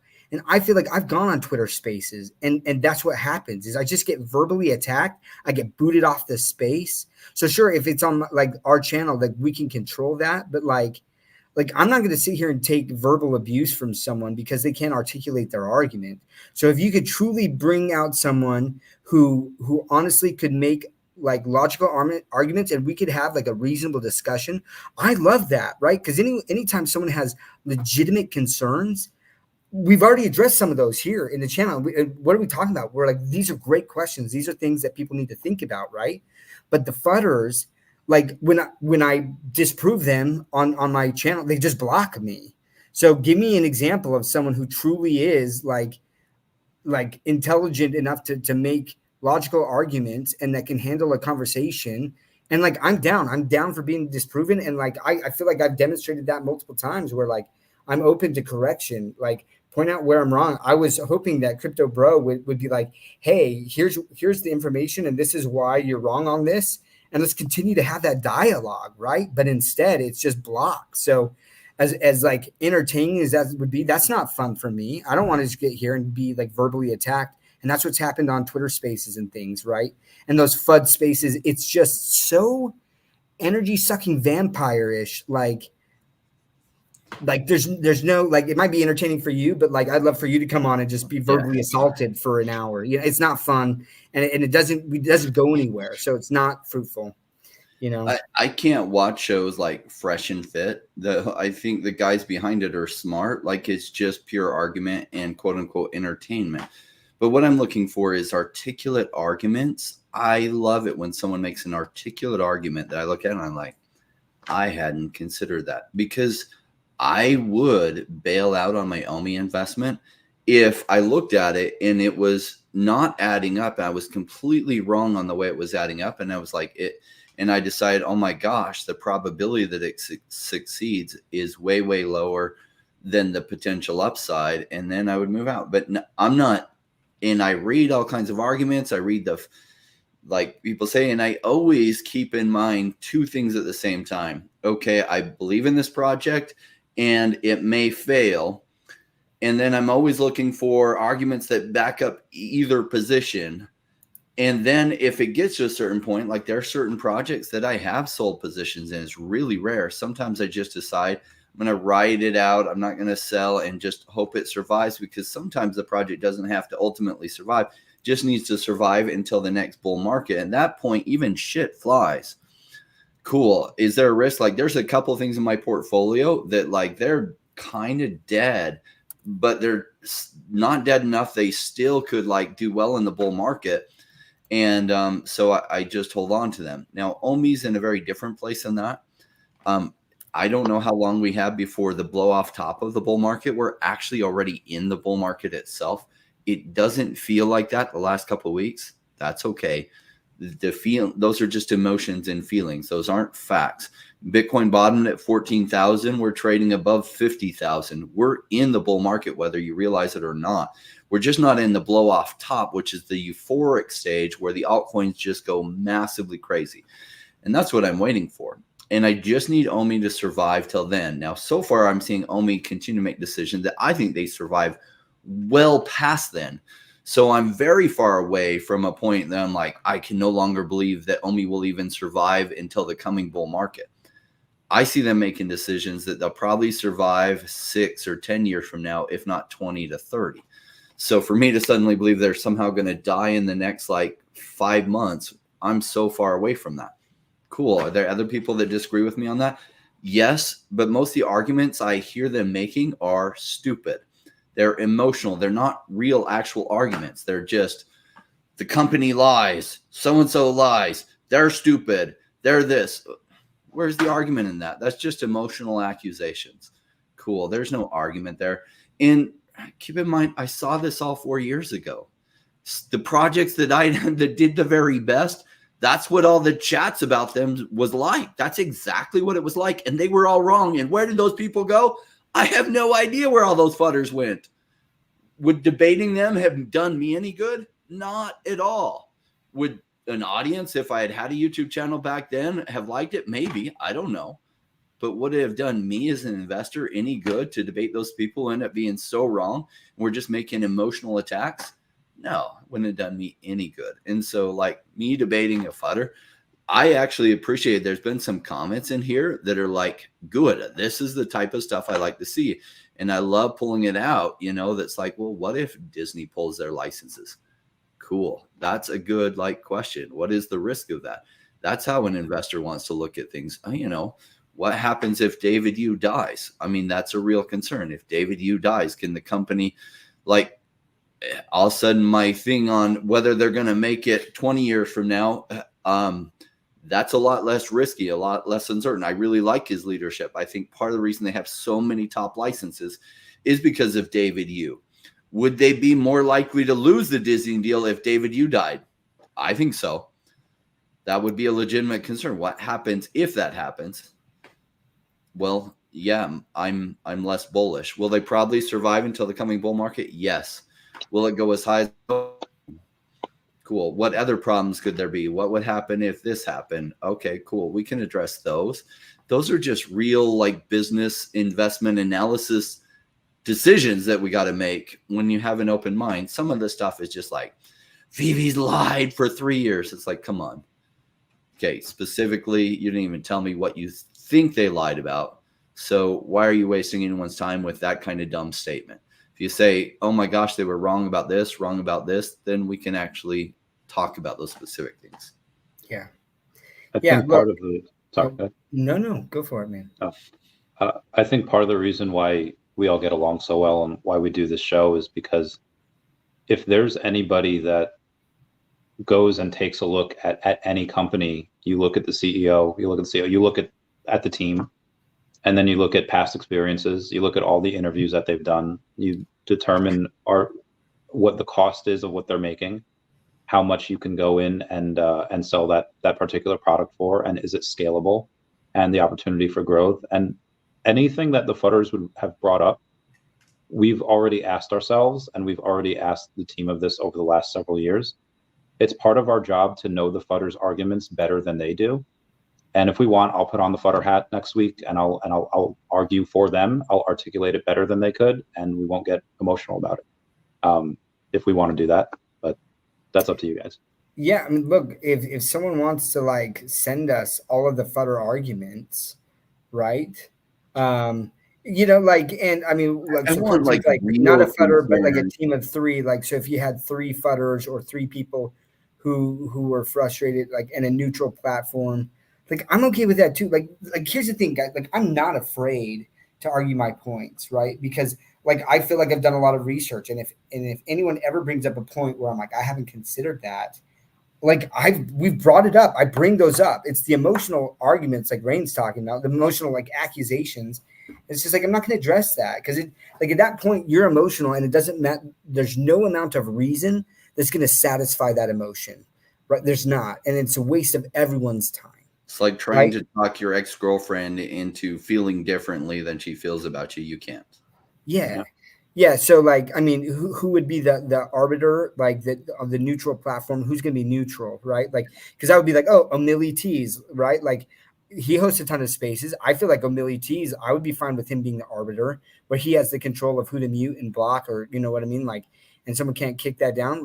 Sure. I would do that. Or if people want to bring those arguments, I just say this, Big A, because he's hey, I'd come on and do that. And it's I feel a lot of times, Big A, you actually make the comments that the fudders are making, and we address your comments. So I don't know what other comments that but I don't mind doing that, right? And if they didn't want to, if you felt you were being teamed up on, you could come on my channel and I'll have a debate, or Randy's channel, or Rain's channel, right?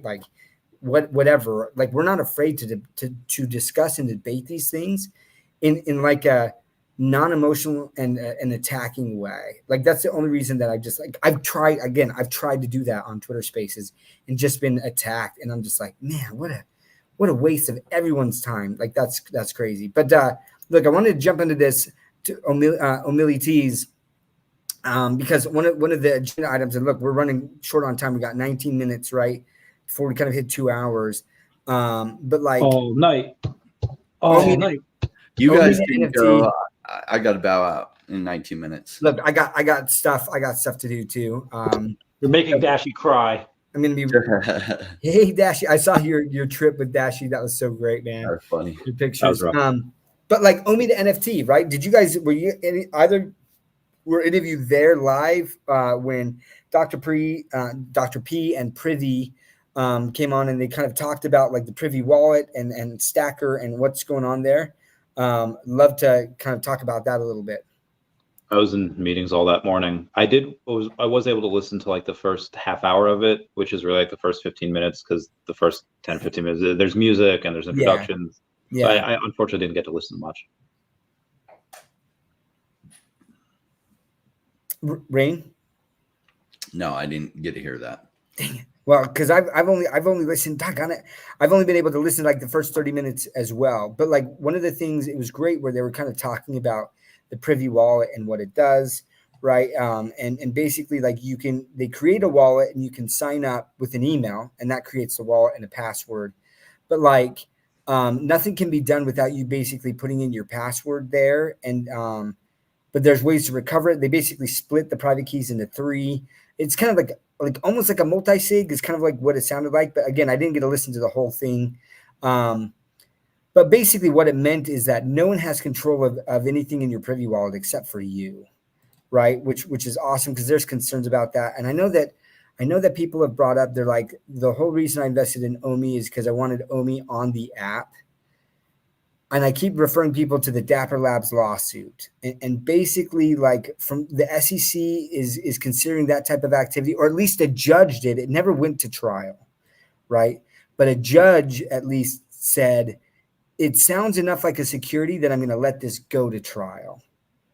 And so I think for right now, because there's a lack of clarity, that's probably the safest thing to do, right? Because there's this whole thing about based on the efforts of others, that part of the Howey prong. And it becomes really hard to argue that that's not in play when it's on their own app. They control the token, they control the app, and they control the marketplace. All of those things. Now, if you have a third party like Stacker that is managing that marketplace and that the OMI token is used on that third party marketplace, then it's not based on the efforts of others, which is when they say others, it's the team that built the token and things. So I know that that's not the answer people want. I would love it to just be on the VeVe app and make it that simple as well. But like, unfortunately, this is why I really don't like Gary Gensler. I really don't like how they're interpreting a lot of these things. It's made it so painful, and that lack of clarity has cost projects so much money as they're trying to figure out what they can and can't do. They have to reverse course on things as decisions come out, right? Look, like, so I like Big A says like Ron Cryptotherapy and Danny the Bull, like they're talking about like the OMI token and the price of OMI in the short term. That's like, I don't know how that's like, I guess what concerns do you have there? And like, we've debated this, like we've talked about that thing. So I don't know what new information would come up from that.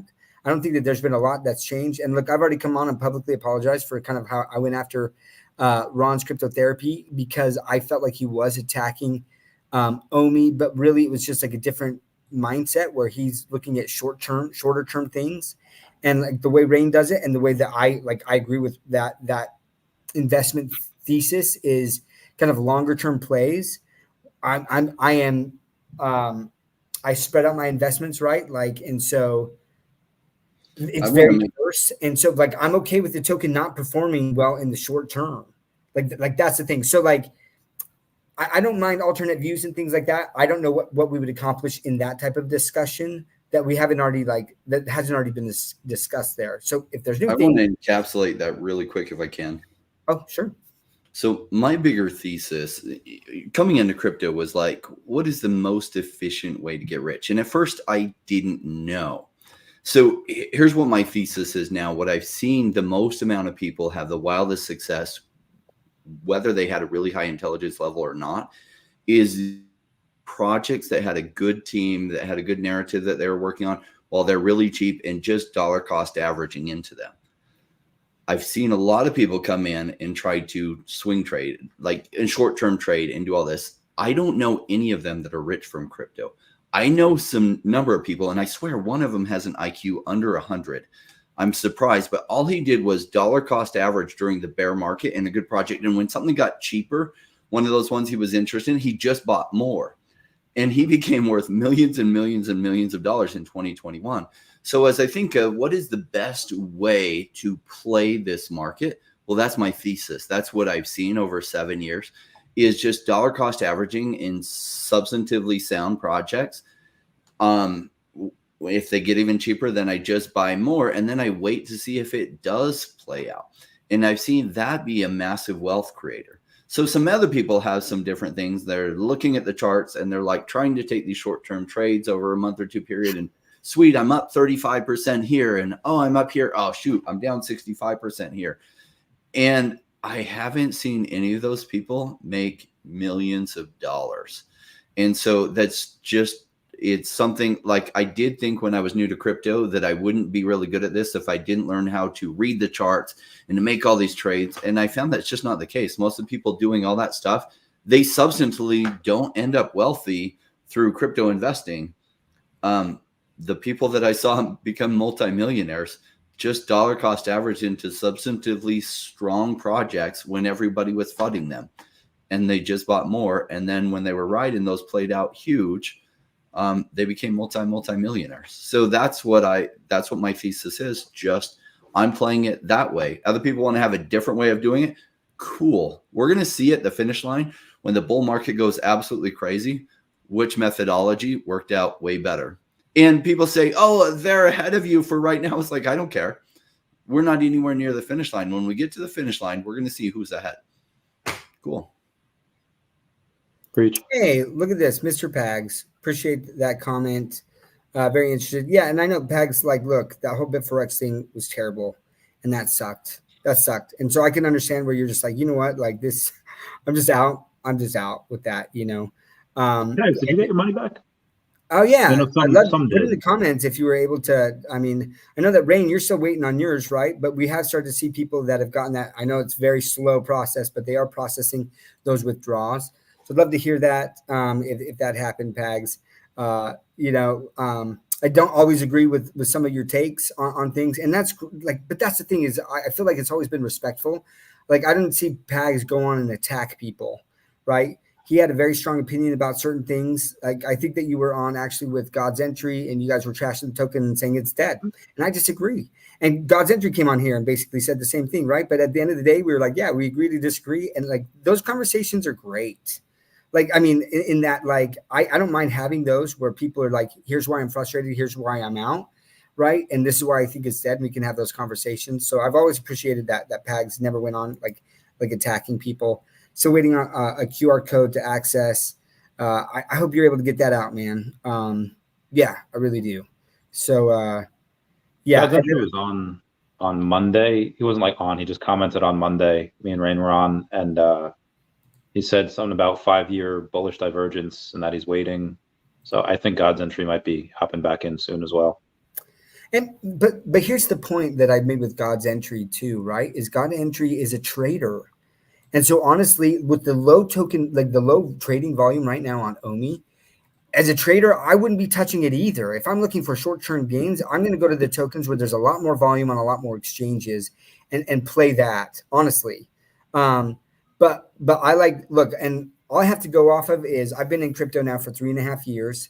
I've interacted with a lot of people in VCs, and it's crazy, guys. It's so crazy. I mean, there's been so many people there that like, they were like, oh man, like I invested in all these projects, and if I would have just held, like I'd be a multi-millionaire.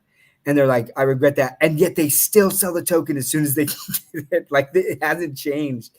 And so for me, like Rain's thesis about holding on to these projects that are the fundamentals are strong, it makes sense to me. Is it risky? Yes. Could it go to zero? Yes.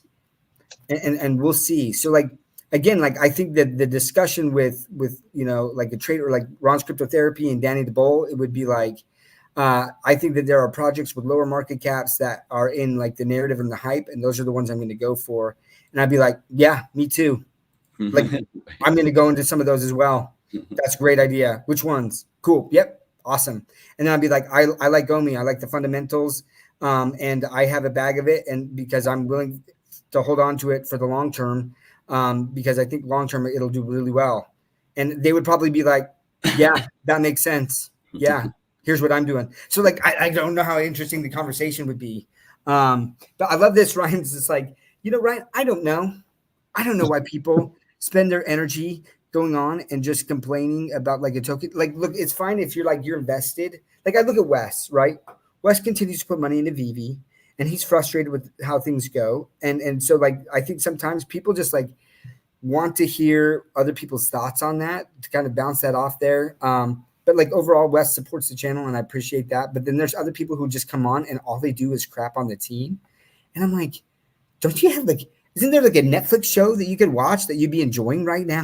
Like why are you here? Why are you on X and on here? I don't know. But that actually, I love the fact that that question earlier of like, when will you write OMI off? The minute that there are no more fudders, and not because the price has gone up, but people have just turned apathetic to VeVe, and there's no one passionate enough to be like, I'm frustrated at this project. I will get concerned at that point because it's just like, man, no one even cares enough to do anything. But as long as there's people like this that, they want to spend their time, their precious time and their energy to FUD the project, then there's it evokes a strong enough emotion that it's a big deal.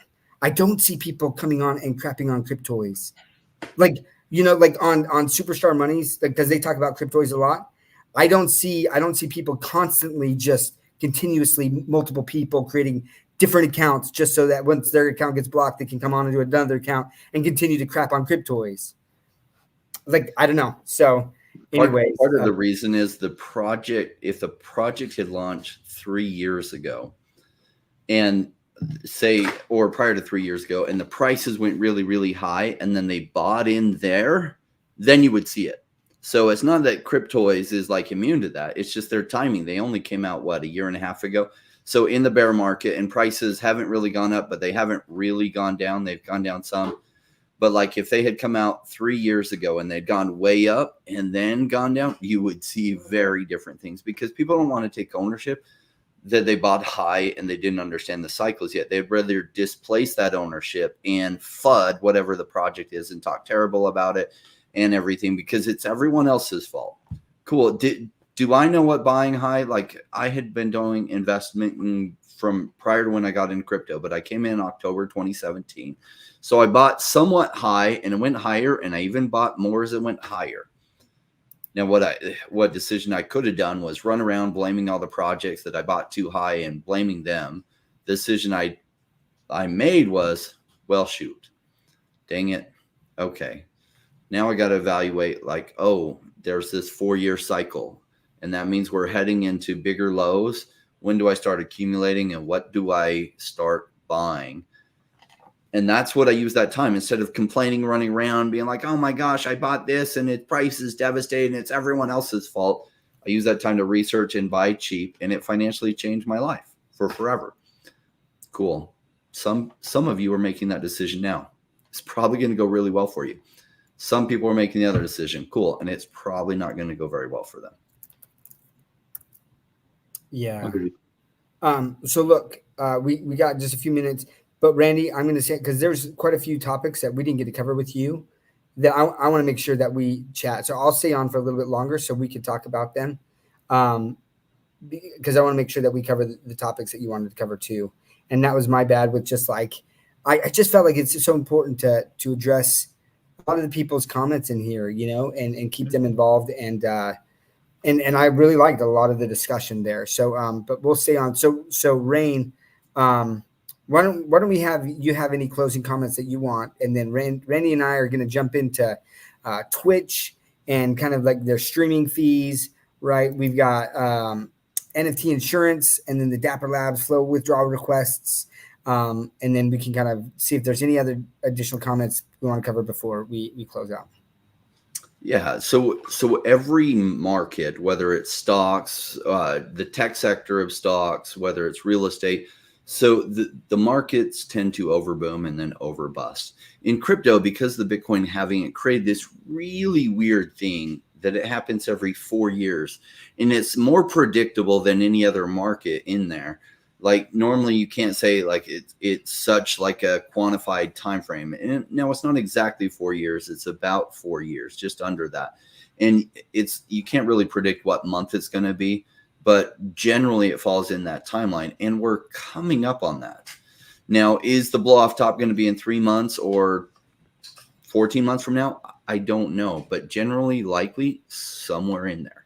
And that's really exciting. And the projects that survive until then, that have something just going on that aren't completely lifeless, their tokens will probably pump massively. And like, that's really exciting to me. These patterns playing out this way is incredible. So I've already been through one cycle that I was prepared for, and it was life-changing. Many of you, this is the first cycle that you're prepared for. I'm really excited for you to experience what that wild ride looks like. For those that can't see it yet and you just hate me, cool. See if it plays out that way. And if it does, well, you missed that opportunity, but maybe you won't miss the next one. And that'll be cool for you. Thanks so much, guys. Appreciate you, Wayne. It's always a pleasure just chatting with you and listen to your thoughts.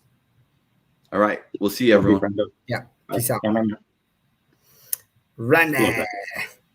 Love Yeah, that guy. man. So cool. Yeah. And one of the things that, I don't know, I guess like I've looked at a lot of different YouTubers, and I look at their success, and like I guess like I am very partial to Rain's investment. Like it just makes sense to me, right? And like I saw him just make millions as he talked about the projects that he was invested in. And well, first he told me about projects that I ignored, and then he told me, hey, I'm a multimillionaire now. And that's when I finally started to listen, right? But then since then, I've seen him make millions in other tokens. And so, yeah, there is a bias there. But because I've seen the success, whereas a lot of these other people that people are being like, well, what about this person? What about this person? And I'm like, they've made some gains, but they're not life-changing gains. And so for me, I'm going to try this thesis this way. And I put a lot of money in it this cycle. We'll see how it pans out. Right. Yeah. So, all right, we're going to jump into your topic here. Twitch subscription pricing. You want to jump into that and talk about it? Yeah, sure. For Twitch, I think it used to be $5 and then $6 for a subscription to subscribe to someone, per month, and now it's $8. People do this all the time. Netflix, Disney Plus, Paramount, you name the streaming service, you have that. And I was wondering, what could VeVe do? And I feel like Rain should definitely be here for this. What could VeVe do to justify something like that? At something relatively small. Now you could have maybe the VeVeverse and then VeVeverse Plus that you go in and you get extra things for. I don't know what that would look like, but one of the things I thought of was insurance on NFTs. I mean, I got insurance on Dashi, I had insurance on my Pokemon cards, I had insurance on a bunch of these other assets that were physical, but it covered everything. And one of the things that included was theft. And even though the digital collectibles and their digital assets, they can't be destroyed, or I guess they could be burned. But what about if they were hacked? What if they, something happened that was out of your control? You had a bad actor, someone gets the keys, and then they get hacked. I think offering insurance on the NFTs for X amount of dollars a month would be something that could not only, one, bring in a ton of revenue for VeVe, two, is optional, like they're not forcing you to do that. But it's like at an airport when you go and buy airplane tickets. Hey, do you want to insure this trip for $27? And God forbid something happens, you have to change. Yes, yeah, of course. God forbid you do that. And then at the end of the day, I think VeVe's not going to have to pay anything. Their security's top. I mean, that's how you make a ton of money. That's how Tesla is going to become a multi-trillion-dollar company, is with their insurance that they roll out, that their cars, they crash the least in the amount of cars, especially, and that's just with their drivers, not including safety features, not including full self-driving before that gets solved. They get all this money from insurance each month, and they're never going to have to pay. I mean, they have to pay once in a blue moon. I think VeVe should do that. Rain said that was a bad idea. Do you know why? Well, I think it's a bad idea. Oh, tell me why. Tell me why. Well, so hold on. Let me clarify, because I think there's some confusion on my part and potentially the audience's part. When you brought up Twitch as like a subscription thing, but then you quickly transitioned to NFT insurance, you just brought up the Twitch thing as like a revenue stream, and then like, not that VeVe has like to pay a subscription to play in the VeVe. I don't know. Like, you kind of you transition really quickly into a separate topic from the Twitch topic. So I guess my first question is, are you suggesting that VeVe have, because you did bring up like the VeVe verse, and maybe there's extra features that if you want those, you could pay like a fee. So that's the first topic, right? Mm-hmm. Is that okay? So I'm gonna address the second topic of NFT insurance, and I would argue the fact that it's a centralized party, like they could just do that anyways. Like, they know who took it, and they could investigate that. Like, I don't know, like, if NFT insurance, like, that's too sketchy for me. Like, there's too many issues with that, right? Because could a VeVe employee somehow get access and steal things, and then VeVe's charging you that insurance? It gets really weird that way. So I like NFT insurance that way on a centralized ecosystem. Well, I just don't think it'll fly, man. I mean, that happens with banking. I mean, in banking, you have insurance like FDIC, or you could even have more, because FDIC only covers, I think, up to $250,000. And then you have employees. That's a failure, though, of like, if the bank fails, then you get your funds, but then the depositor is not paying that, right? The bank is paying that. Yeah, but it could be just theft. It could have an employee acting bad, like taking their phone and taking pictures of certain account numbers and doing some signing off on things that way, and then the employee disappears. They cover that. So you have directors and officers insurance, right, for different things, but like that's all part of like operational costs, where like the bank would just eat that itself if you have like a bad employee doing that, right? Like, the depositor's not paying for that. I mean, like, I'm open to, you keep throwing things out, like, I'm open to like, how could VeVe make revenue or something? And I'm leaning more towards like, okay, if like, well, when the VeVe verse comes out, because let's call that out, right? Like, it's been a long time, and I don't like that there's no communication about that. And we've been told why there's no communication about that. I still don't like that answer.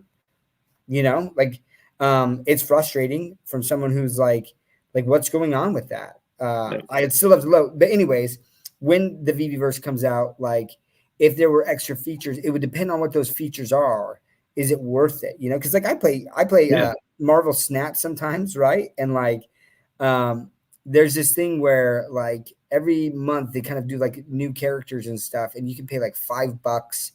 And if you pay the $5, you get like this new card immediately, and there's some other bonuses to it. Where I'm like, yo, $5. I'm like, yeah, like, I'm gonna do that. Like, like that's nothing. So if VeVe could make it worth it to where it makes sense, like, I think that there would definitely be people who would pay that. There would be, Double Quill says like, if I had to sub, I'd go do something else. I wouldn't sub, right? Like, there's people who are like, I'm not putting any money.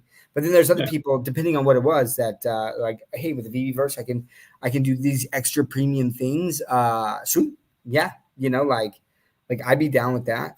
So yeah, and this is Double Quill with regulations regarding like needing insurance. Now, where I was trying to think about was like a decentralized ecosystem, right? Just like Bored Apes. Could you would an insurance company insure Bored Ape? And like, the problem is like, the amount of potential insurance fraud that would be really hard to prove on that. Yeah. it just be so hard, because even then with VeVe, let's say that I'm paying out this insurance, right? Like, and it would be weird with VeVe because they would just claw back the item and put it back in your account, right? As opposed to like, this is actually lost. And I think that that's my other like heartburn about it, is it's just like, is it really lost though if they can just claim it back? Like, like think about this. So you're paying car insurance, right? And actually the insurance has a magic wand, and like, so they sell you the car, and then like someone takes the car and wrecks it or whatever, and then like the insurance company is like, magic wand, here's your car back. It didn't cost them any money, and also you get it back. It'd be like, like I don't know how I feel about that. So, I mean, I don't know what they would do is if, let's say, somebody got your keys, or they got your 2FA somehow, they took it for, or let's say they put it up on the market for a super cheap price, they bought it, and then they sold it to somebody that just doesn't know what it is. Let's say the floor of like a gold logo is 4,000, and they put it up for 2,000. Someone buys it immediately, and then that person that bought it for 2,000, suddenly it gets clawed back because it wasn't theirs. I don't know, maybe something along those lines. Because the person that happened to get their 2,000, they cashed out immediately. VeVe can't go in, and I mean, they can pay for that themselves, be like, hey, we didn't catch this in time, here's your $2,000 back that you spent on this logo. That's what credit cards do, right? If there's credit card fraud, credit card companies build enough margin, right, with the fees that they charge merchants, that they cover that. And that's one of the main reasons people use credit cards. I think that if they were like, oh man, anytime I use this card, if it gets stolen and there's these charges, I'm going to have to pay $5,000. Credit cards would go out of business because people just wouldn't use them, right? I mean, I hope, like, what I like, Randy, like, I love that you continue to just think about different things, right? And like, so look, just because I don't think it's a good idea doesn't mean it's not a good idea, right? Like, this is just my opinion. I'm just throwing these things out. So I hope you don't think that. No, that's good. I mean, if I said like, hey, VeVe, do this, and I say, that's a good idea, and they're just worried about their bottom line, and they do it, and then you don't have someone like you say like, hey, this is a bad idea because of XYZ, then they just roll out a really crappy feature that could potentially get them in trouble. So it is good that we talk about this. Yeah, let's see. Remember when there was this discussion that the cars we drive would get damaged and then they would be cost to repair them, and the damage would show and stuff like that? That'd be cool. If you have a warring world in VeVe, I could picture something like that. I think that'd be fun. I think Big A, Randy, what he was saying, cashed out immediately, is cashed out quickly enough that, like, for whatever reason, so okay, let's say that I go on vacation, my account gets hacked, I'm not accessing it, for a month, and then someone's able to hack in, transfer that, and sell and cash out, right? Like, I think that's the scenario. That is funny. Like, obviously VeVe can reverse the transaction to a certain extent, but this still happens like with wire transfers at banks, guys. Like things like this happen. So like, let's give them a little slack, right? Like, maybe I was lucky, but when I cashed out, it took, I think, less than a day to hit my account. So, I mean, that's pretty quick. That's way quick. I mean, I've heard of people it's taking longer than that. I mean, shoot, even with like Coinbase, I just sent some money there, and it's just like, I can buy stuff in Coinbase, but I can't transfer it out for 7 days. Damn. Well, I can do it right away. No, you can't. Depends on how much. Well, so if 100,000 the last 2 days. Did you wire it? Did you wire it to the bank? Yeah. Okay. If you wire it. No, I didn't wire it to the. All right. When you say cash out, do you mean like cash back out to the bank? No. I wired it. I'm saying. Sorry, no, I'm not cashing out from Coinbase, and that would be the better example. I was thinking of putting cash into Coinbase. You know what I mean? So no, cashing out from Coinbase is pretty painless. But I'm a U.S. customer to a U.S. based company, and okay. What I'm saying though is like there are some banks, and it depends on where you're located and the rules around that. But there can be like a waiting period of the cash out. So like. I will just say that you're the first person I've heard of same day cash out. That's not saying that it doesn't happen a lot more, and I'm not It aware of wasn't it. the same day for VeVe. I had done it on like a Wednesday evening, and I had gotten the funds in my account on Thursday morning. So it was within 24 hours, but this was also not recently. I don't know if the rules had changed where they have to have like a something period, like a saver period where they have to hold it for 24 hours, but this has happened. I know at least once, but I'm pretty sure it happened a couple times. So sorry, the reason for my reaction is I'm trying to think of my understanding that typically wire transfers are processed like, so I guess it depends on if it was an ACH or wire transfer and how early that's processed. But like wire transfers are typically processed like mid-afternoon, 3 p.m. Eastern Standard Time, or at the end of the day, like 4 p.m. So that's why I'm confused. I'm like, if you did it after a bank closed, but maybe New Zealand's bank is open where they have that and they're wiring that. I don't know. Anyways, that's quick. I'll say that within 24 hours is like, that's quick. So Citibank's very good with that. I had for example, someone at PNC wired my Citibank.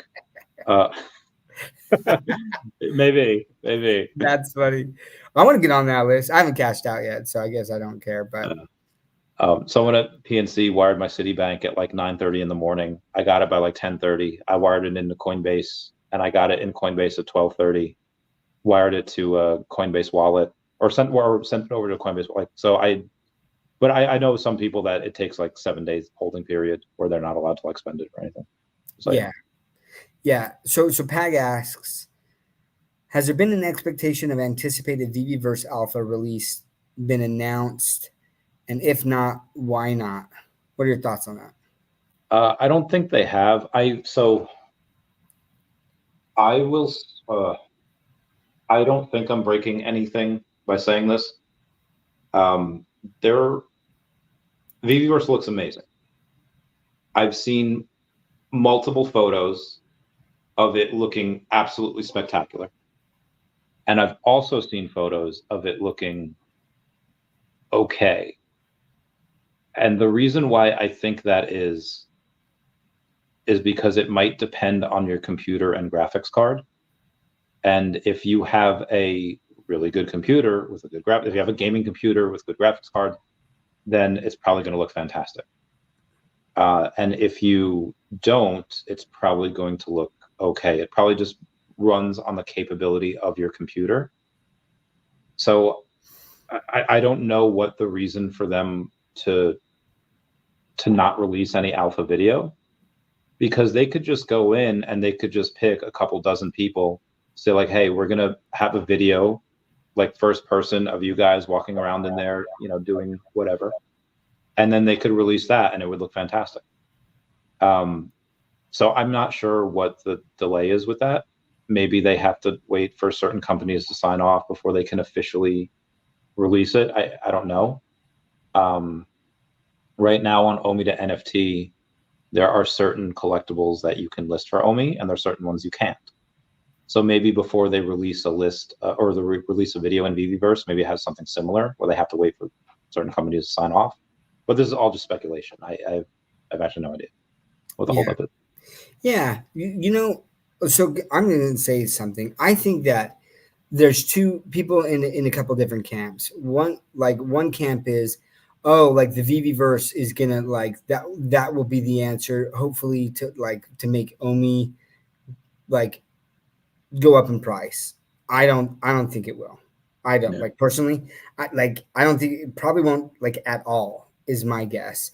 But it'll be a couple things. It'll be something that was promised that's finally coming to pass, which will be great, and it'll give some people some stuff to do, right? Which I think that's important, is for people to want to use their collectibles in a different way and get back and engaged into their collectibles. It's got to be fun. So I'm hoping that however this is, that it's fun. And if you got high quality, because I've seen some of those pictures where if that's how my collectibles look in the VeVe, oh my gosh, that will be epic. And the pictures I would take, and I would spend time in there, right? Yeah. So like even if it's just like a souped up version of like the vault in my app, if they look like that and there's bigger space and things like, and I can do that on the computer, I'm all for that. But Pags, like with respect to that, right? Like one of the things that I've talked about a lot is communication, and it's a stance that VeVe and Ecomi have taken, that like we're not going to announce things until it's ready. I get why they've decided to do that, because in the past, if they make these announcements and they put any sort of timeline or expectation, and then it's not met, like they're like people just get frustrated again. But I don't know, man. I see projects that are just like, here's the roadmap, and they just continuously update people, and they just say, here's this is where we're at, and this is why, this is the issues we've come up against, and so this has set us back, and just kept that open communication. I think that's so important. That's my take on it, you know.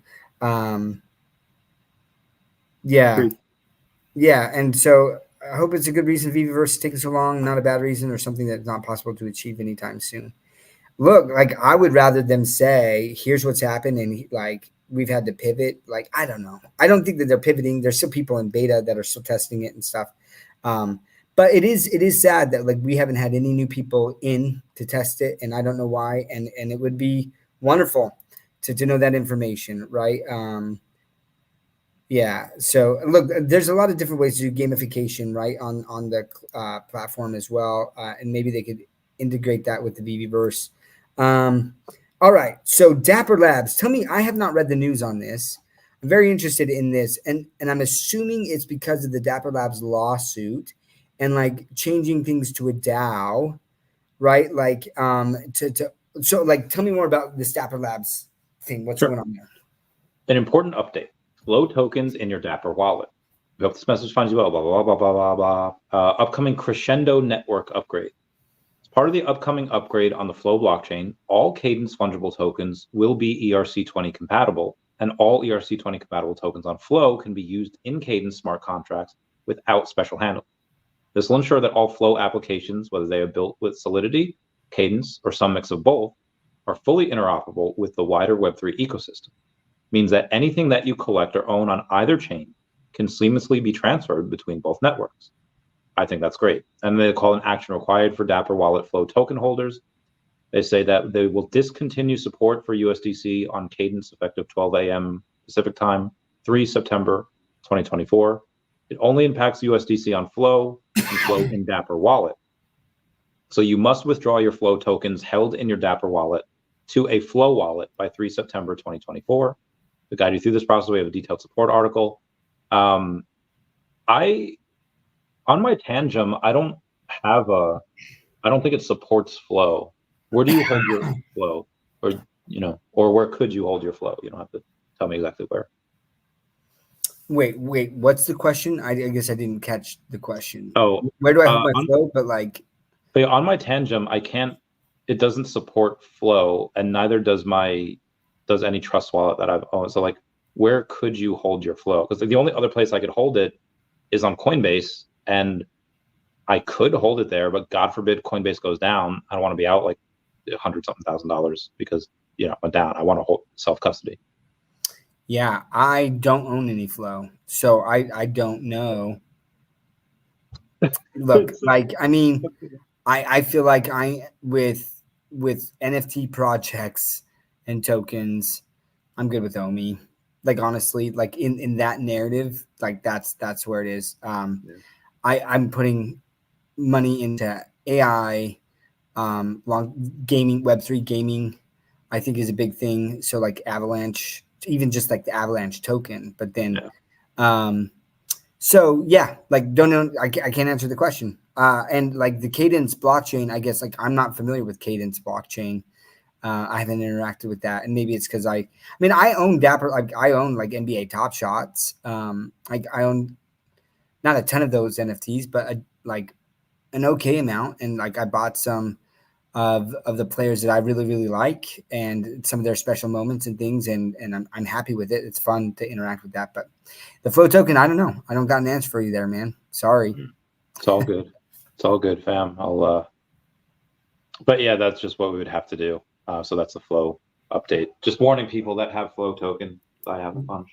Yeah, well, look, and like let's be honest, a lot of the people watching right now follow you on your channel, and so like they might own. I think it's important to bring up to your listeners, right?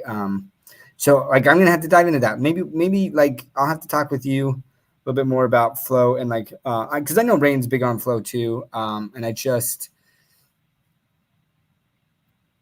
yeah, we'll have to have a conversation. Maybe I need to put some money into Flow. Yeah. Especially now, the prices are pretty good. Not financial. Let's see. So I'll say that. So Coinbase lets you use crypto funds immediately off exchange as long as you have other assets on exchange as collateral. I would disagree with that. From my experience, just barely. So I just put in some funds. I have way more assets on Coinbase than what I just transferred in, and they're only letting me take out like I can only use $1,000 of the funds I put in. Oh. That's the only thing that I can send off right now. For the rest of the funds, I have to wait 7 days. Even though like the assets I have on there like far outweigh like the rest that I would be sending off. So, hey, this is fun. What's up? And hey, Sleeping also said and dog. He never says that. Do you remember how it was funny? I give him a hard time about that. How he'd always just be like, Randy. That means a lot, Sleeping. And you know what? So I was chatting with Sanjay, and he was like, "Oh, I got this sleeping hat and this sleeping hat," and I was like, "What the heck, man? How did everyone get these freaking sleeping hats?" And he was like, "Oh, he sold them." And I guess like at the time, like when he sold these hats, like I just wasn't aware of his channel, and didn't know that he sold them. I didn't know if he did giveaways and stuff like that. But I was always just like, how the crap did I miss out on these freaking sleeping hats?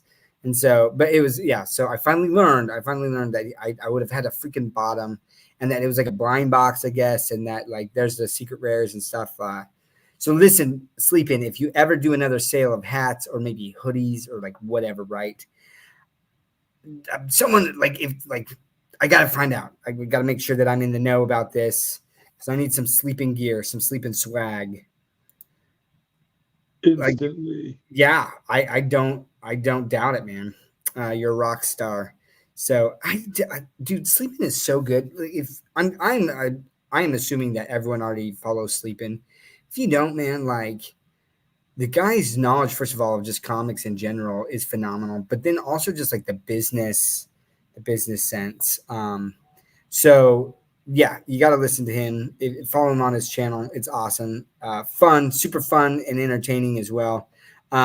Look, I am getting a FaceTime just now from the wifey to chat with the kiddos. So I need to wrap it up. Right. So Randy, do you have some final thoughts real quick? Yeah. Obviously the comics, what you said, and it's just to talk Sleeping up a bit. We had an amazing conversation the other day, and it was one of my favorites, and I would like to have him on again. I've said this before, I'll say it again. There's a part of the reason why I feel so comfortable at VeVe is because there's so many intelligent people that are in it and are still buying, and whales are, I mean, there's a reason why they're whales. They make a lot of smart decisions. So I know not everybody has that network, and not everybody sees that. Show me your 5 friends, I'll show you, who you are. And some people, they might be first-time investors and they might be selling, which is fine. That's their prerogative as long as they're made people. But let me try to show you other people that aren't selling and are actively buying. And it's not that they're waiting on the sidelines, which again, if you are, that's okay too. That's, up to you. But there's a whole other world out there. And I feel like people get caught in these fish bowls. They get caught in these little echo chambers with other people like them, because misery loves company. And like sell, and then it goes down 10 or 20%. Like, oh, see, told you it's a good idea to sell. And it's like, maybe short term, but in the long term, still very much believe that OMI is, that's why it's my homie. And that's why it's currently my biggest bag. And always buying more. And yeah, trying to buy as much as possible. I appreciate that, man. So to round it out, first of all, appreciate everyone who supports this channel. in this show. It means a lot. It really does. And I love the comments that people make and just like the continued support. Like, man, I really like, I'm grateful for that. So shout out to all of you guys who come on, even if it's the FUD that does provide some entertainment, as long as, again, it's not attacking. But look, for me, first of all, VeVe and OMI is a risk. There is a complete risk of loss. I think the chances right now in the short term are low for me. But people have to make their own financial decisions. Don't go off of anything I say or anything that Randy says. You can listen to a lot of different opinions. And I think that it's good to do that, right? To educate yourself and be like, are there things that I'm missing? And then make the decision that's right for you, right? And the Sketch Lab said that, right? Like, people got to evaluate. And if at some point you're just like, like, you're not happy with this, and your tokens or whatever, like, you got to do what's best for you, right? But for me, like, I am long-term bullish on the digital collecting being a thing in the future.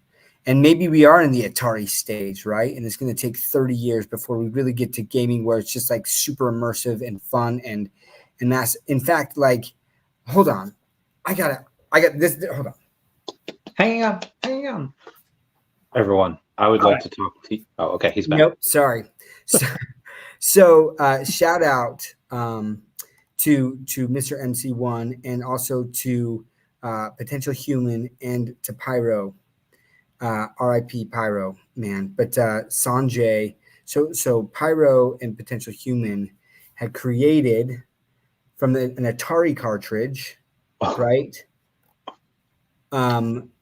This wallet got a whole $1 in there, but it's got the chip and everything. Oh, and that's so they've cool. created it into a little wallet here, and man, it was awesome. And they gave it to MC1. He has his own, and then he gave one to gift, and he gave me that, man. And you got to interact with Mr. MC1, and that was that tweet, man. Just like, man, Mr. MC1. I get a little emotional about it, man. Like, there's just the quality of people in this space, in this VeVe community is incredible. But where I was going with this is maybe the digital collecting narrative is in the Atari stage, and it's going to take a long time. But I truly, and I don't think it will take that long, because I think that with AI and how that's progressing and the ability to basically create like a digital metaverse, I think it's coming a lot quicker than in the past, like how things have developed in the past. And so I just think the digital collecting narrative, like, it will be a mass, like the masses will do that. They will adopt digital collecting at some point. And if VeVe's still around, these FAs are going to be a big deal. Like, and I'm bullish. I love David Yu's passion. Timelines have been missed. And I assess those, but honestly, like, long-term bullish on the project and the team. And I'm excited to see how Foster and the Ecomi team continue to build out utility for the token and see where that goes. But again, like it could go to zero, and I'm okay. Like, I don't want it to, and I continue to buy at these prices. I'm excited to stack more because I think the risk reward ratio is significant. And I'm okay with that risk. So anyways, I appreciate all you guys.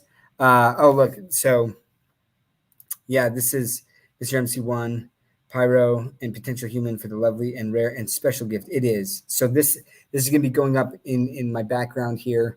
I will not be using it as a wallet. It's too big of a deal, and I don't want to see that get used over time. So super cool, man. And I appreciate y'all. And with that, we'll bounce. And then Randy, I'll talk to you real quick. Just a second. Okay. Yeah. Yes, in the